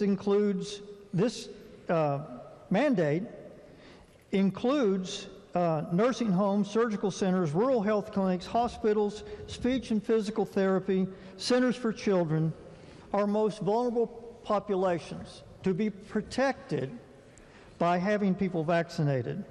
56 national healthcare organizations co-signed a letter to this effect. Then in November of 2021, the mandate we knew was coming went into effect for those facilities I just described. And West Virginia immediately joined a lawsuit to fight it. In January of 2022, the Supreme Court upheld the mandate. You cannot violate the mandate. The Supreme Court ruled on that. And the CMS released a statement with the most frequently asked questions about the mandate, and one of the questions was, does the regulation include exemptions for staff that have antibodies because of COVID-19 and that diagnosis? Well, the answer was no. They're not exempt. And this is one of the things that's going to be affected here. And it said, staff who have previously had COVID are not exempt from these vaccination requirements. COVID vaccines offer better protection than natural immunity in vaccines. Even after prior infections, they help prevent reinfection. So it doesn't matter what kind of research is quoted here or what we look at to discuss. As of now, the CMS language is that having antibodies does not exempt an employee. Now, in February, House Bill 4624 corrected what was done due to the mandate. And the bottom of the bill says, the purpose of this bill is to remove Medicare, Medicaid certified facilities from COVID-19 exemption requirements. So we did it. We're in line at that point with the federal government that when someone is an employee in a nursing home or a speech therapist is right in the face of a child or someone with a compromised immune system, they're not exempt from this. Antibody protection doesn't count. They have to be vaccinated. So we come to today. And instead of following the rules, which in 4624, which we passed, said we would follow those rules, we have a bill today that's not only non-compliant with the federal mandate, it contradicts our bill that we just passed. And so a covered employee means a business entity, including, without limitation, an individual, a firm, a partnership, a joint venture, an association, a corporation, a company, acting as a unit engaged in any business activity in this state, including for-profit or nonprofit activity that has employees. So we're going to violate the federal mandate that we wrote a bill to get in compliance with the other exceptions of people that don't work in these facilities. And the caveat here is that technically, if a facility is in violation of this mandate, which we passed a bill to agree with, they could lose their Medicaid and Medicare support from the federal government. There's two things that I think about with this. One, this doesn't deal, you don't even see COVID in this bill. I think that's cleverly done. We're trying to preempt the health authorities of West Virginia from being proactive against what could be a terrible future pandemic. The second thing is, everybody's going to think it did. There's going to be hospitals, there's going to be employees all over this state working in nursing homes are saying, hey, they passed that bill. I've got immunity, I had COVID. And they're going to cause tremendous chaos with those entities. The second thing, it's going to cause confusion about the future, about how our health departments can protect us. It's like saying, I have the absolute right to infect anybody I want, any way I want, and you can't make me do otherwise. We've been talking about this over and over again, and this is the latest flanking maneuver to get around the federal mandate. Please, we've already passed a bill to get in compliance. Don't defy it. Don't tie us to the future of bad medical judgments. Let's not do that. I please urge your consideration for that and rejection of this bill. Thank you, Mr. Speaker. Gentleman the third, Dr. Fluharty is recognized. Thank you, Mr. Speaker. The Vice Chair yield. So this didn't go through judiciaries. I'm not on health, so I had a few questions regarding this. Beyond the study which you've referred to earlier, was there any testimony from any medical physicians, any doctors come in the committee room and testify to this bill? No. What about the one beside you, the chairman? No. Okay. I notice he's also not on the bill. Now, when it comes to the ability for this individual to prove he or she has obtained biologic immunity, how exactly would that work? How would they prove it? That'd be blood test through a laboratory. So they have to provide that to the employer? If requested, yes. If requested, how can you force that on somebody? Couldn't there be possible violations there?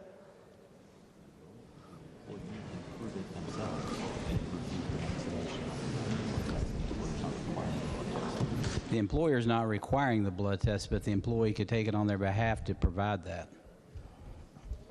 Well, the way this is written is that if you believe that you have this acquired immunity, biologic immunity, you can prove it to the employer, but there's no direct way or requirement on how that is proven. So you said a blood test. Where does it say in here that that's required to prove it?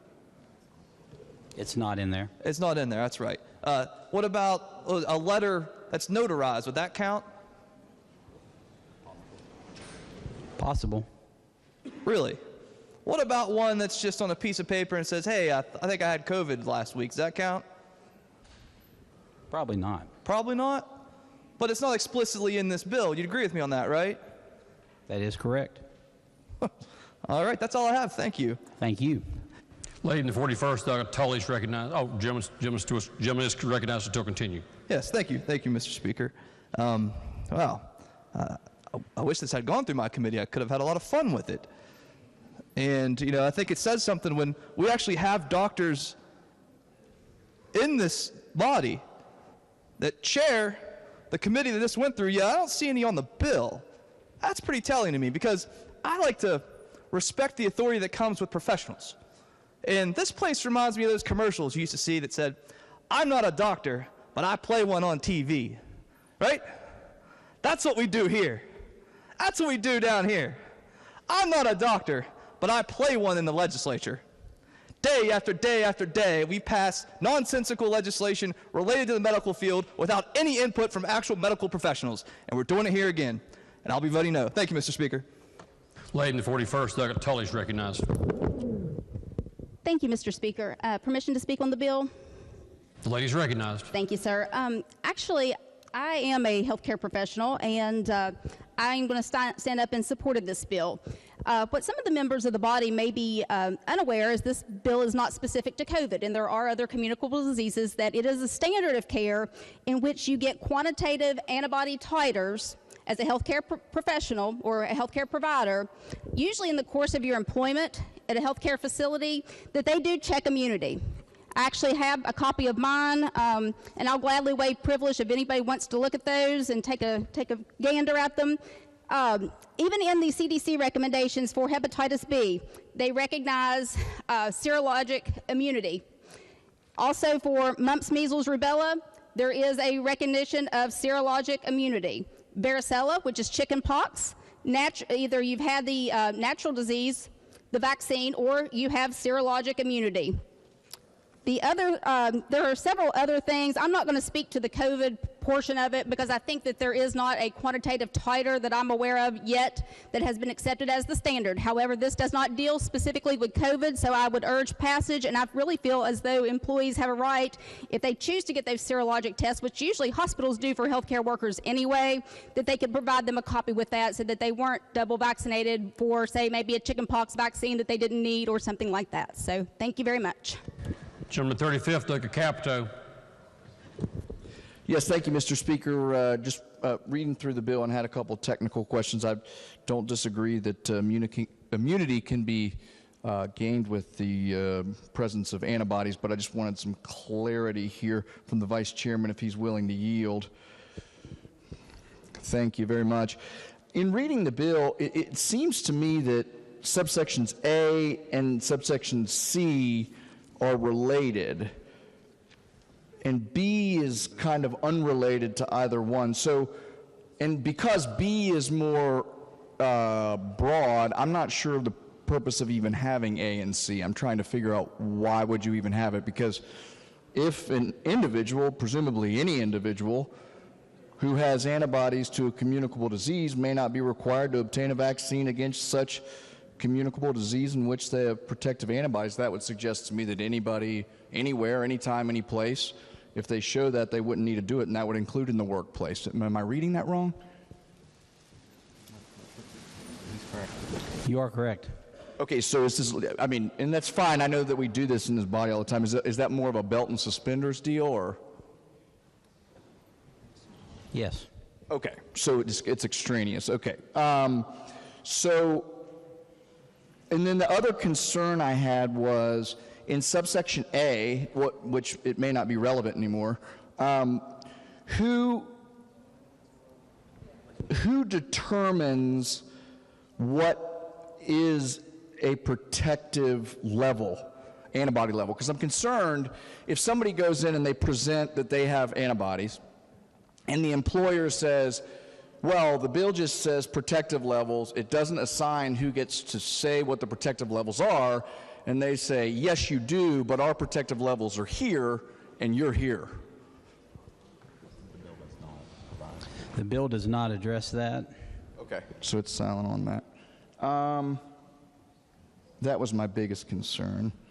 Oh, yeah, and last one. So if an employee had COVID and had evidence of antibodies last year, and a vaccine mandate came in this year, but that employee couldn't produce evidence of present antibodies at the time the vaccine requirement came in, would that employee be able to present evidence that they had COVID and in fact developed antibodies after that, even though trace amounts weren't detectable at the time the vaccine requirement was put in place?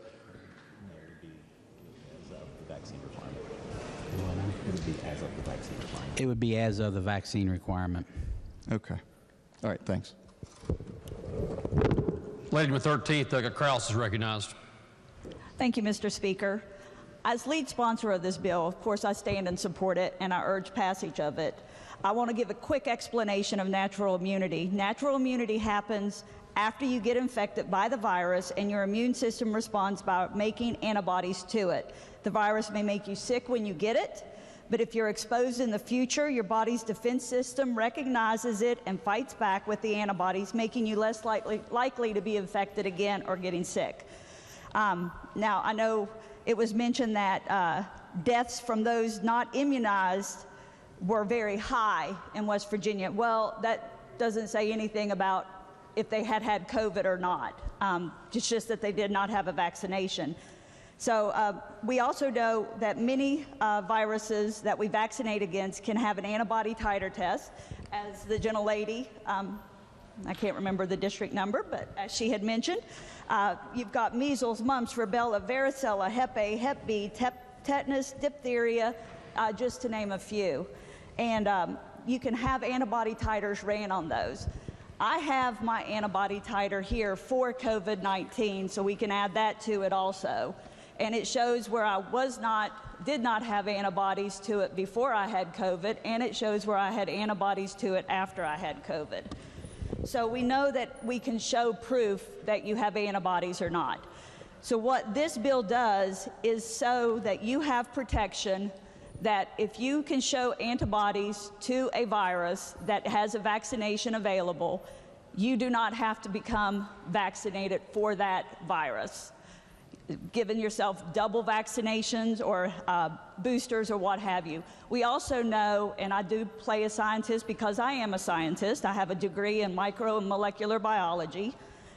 We do know that when the virus comes back around, those are natural boosters to somebody who has already got natural immunity. It builds your system back up again and gives you that boost that these booster shots are giving people who have just had vaccinations. So we know that this works, and we know this over time because it's been studied over and over and over again. This bill will ensure that any old, new, current diseases that show up that you can show that you have natural immunity to would be protected and covered, so you do not have to get vaccinated if you do not choose to. This does not stop vaccinations. This does not stop someone who has a natural immunity from getting a vaccination if they so choose to. But it does allow them to use their natural immunity if they do not choose to vaccinate for that. And with that said, I support this bill, and I urge passage. And if anybody wants to see studies, I have more than 100 of them right here that show that natural immunity is equal to or better than vaccine-induced immunity. Thank you. From the 35th, Douglas Caff. Thank you, Mr. Speaker. Will the gentlelady from the 13th yield, please? Yes. I'm just confused on one thing. You can maybe clear up pretty easy for me. Is this, by definition, would this be like a mandate that has to allow antibodies? Would that be defined as a mandate for businesses, in your opinion? I'm not sure if you could define it as a mandate. It would. No, if we pass this, businesses would have to allow this. Is that considered a mandate? As much as having the vaccinations is considered a mandate. Okay, I was going to ask that next. So having vaccinations is considered a mandate, in my opinion. Your opinion, yes? Yes, if you're forced to have a vaccination, that would be. If you're forced to have a vaccination, that's considered a mandate. This bill is forcing employers to allow antibodies. Would that not be a mandate too? Well, a vaccination gives you antibodies, so if you already have antibodies, that would be the same as having a vaccination and would be covered. Okay, but I think we did away with employers requiring vaccinations, correct?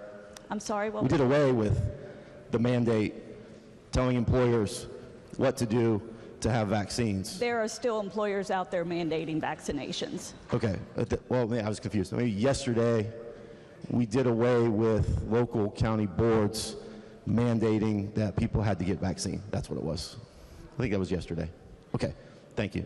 You're welcome. Speak to the bill for a second. Gentleman is recognized. I'm a little confused of what this body is trying to accomplish here.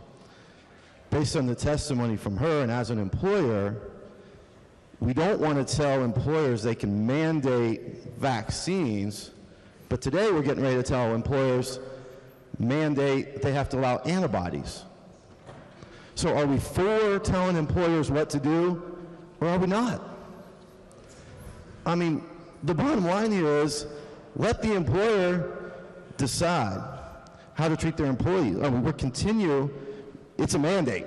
No ands, if, buts, or not. This is a mandate, mandating that you allow, as an employee, telling an employer to allow antibodies. She just testified that's what this bill is intended to do. telling employers what to allow.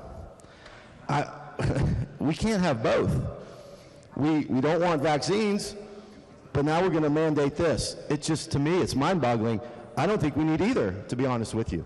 I don't think we need either. You got to be consistent down here. This makes no sense. Once again, we're telling businesses, associations, joint ventures, corporations, companies, estates, trusts, business trusts, clubs, societies, how to manage their business. That's a bad precedent to set, Mr. Speaker. I think we should vote no, go back and work on this a little bit. Thank you. Gentleman, the 27th, Doug Ellington. Thank you, Mr. Speaker. I'd like to just clarify the idea about immunization and vaccines and antibody levels so as to cut down some of the confusion some of you may have. So, if you are exposed to an infection, you produce antibodies to that to help defend you against getting that infection again. Doesn't mean you can't get the infection again. Yes, you can. If your immune system drops down or you're immunocompromised, you can still get the infection. If you get vaccinated, you produce antibodies to that vaccine, whatever antigen that is, and you produce antibodies, and again, you could still get an infection from that. If your titer drops down, you can still get the infection. If you're immunocompromised, you can get the infection. In both cases, you can still get the infection and spread it to anyone. And that's what you're all seeing at different times. What this bill says, though, is if you have protective antibody levels, then you don't need to get the vaccination. Protective antibody levels are determined through science whether if you are above a certain level, you are unlikely to get a reinfection. You could still get a reinfection, but unlikely. So in that case, you shouldn't have to get a vaccine again.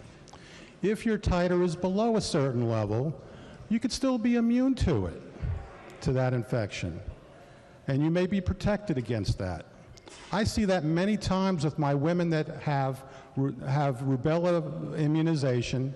They've been vaccinated over and over again, and their titers keep coming down below what is a standard level for immunity. That doesn't mean they're going to get rubella. They have some immunity to it, but we still revaccinate them in those cases. So the level is what has to be determined. This bill doesn't say what the level it is. It just says if they have protective antibody levels. So in cases of having a protective antibody level above a certain point, you shouldn't have to get vaccinated. That's all this is saying. So I would support this bill based on how this is written. From the 19th, Doug Griffith. Thank you, Mr. Chairman. I'm sorry to keep belaboring this, but would the Vice Chair yield for a couple of questions? Yes, sir. Thank you. Does this relate to or not relate to COVID-19? It is included, yes.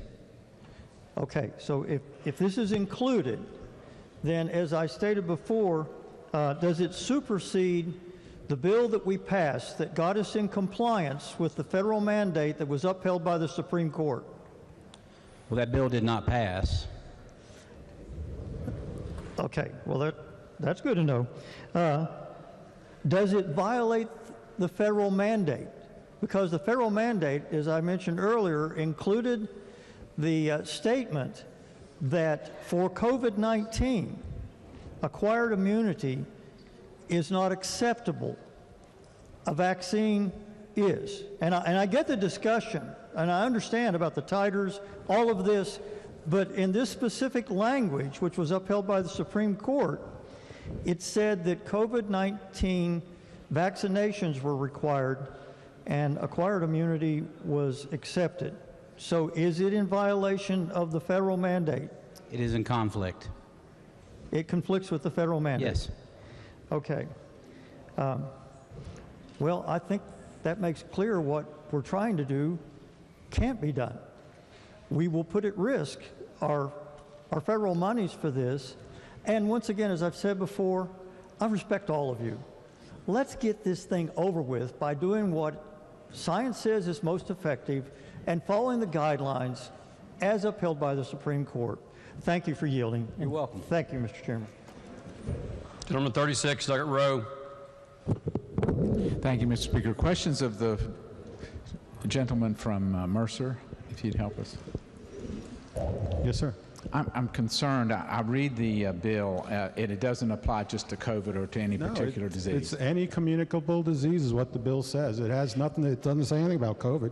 All right, I'm concerned about polio, whooping cough, TB. Those are communicable diseases. Well, yes. If you have the antibody level, does that mean you will not get the disease again? As I said, you should have immunity to it, but it doesn't mean you can't get the infection. If you're immunocompromised for any reason, you're on medication, you're getting chemotherapy for cancer, you can get those infections. So if a person has, say, tuberculosis and it's communicable and they've had it once and they've got some antibodies, can they still get the disease and pass it on to others? Yes, you can. Just like anyone that I'll just use the COVID example. People have been immune to COVID, they've been vaccinated. They could still get a COVID infection a second, third time. And they're contagious when they're in the... Potentially could be, yes. All right. Thank you, sir. Mr. Speaker, just to speak very briefly, I think that the bill goes much, much, much too far. It assumes the essential idea of the bill is that if you have these levels of antibodies, then you're not going to be getting the disease again, and you're not going to be communicating the disease. And a physician from Mercer just told us that that's not true, that you can have the disease a second time, and you can communicate that disease to others while you have that disease. So I think that we should vote this bill down.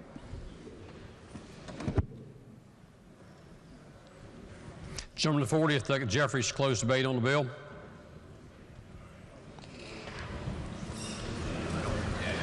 Gentleman to 40th. Question before the House is, shall the bill pass? Those in favor of passage of the bill will vote aye. Those opposed will vote no. The clerk will prepare the machine. The following members have paired. Delegate Worrell, yea. Delegate Reed, nay.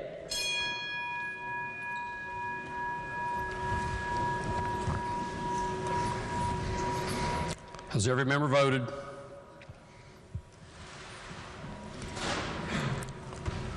Clerk will close the machine and ascertain the result on this question. There are 68 ayes, 28 nays, and 4 members absent.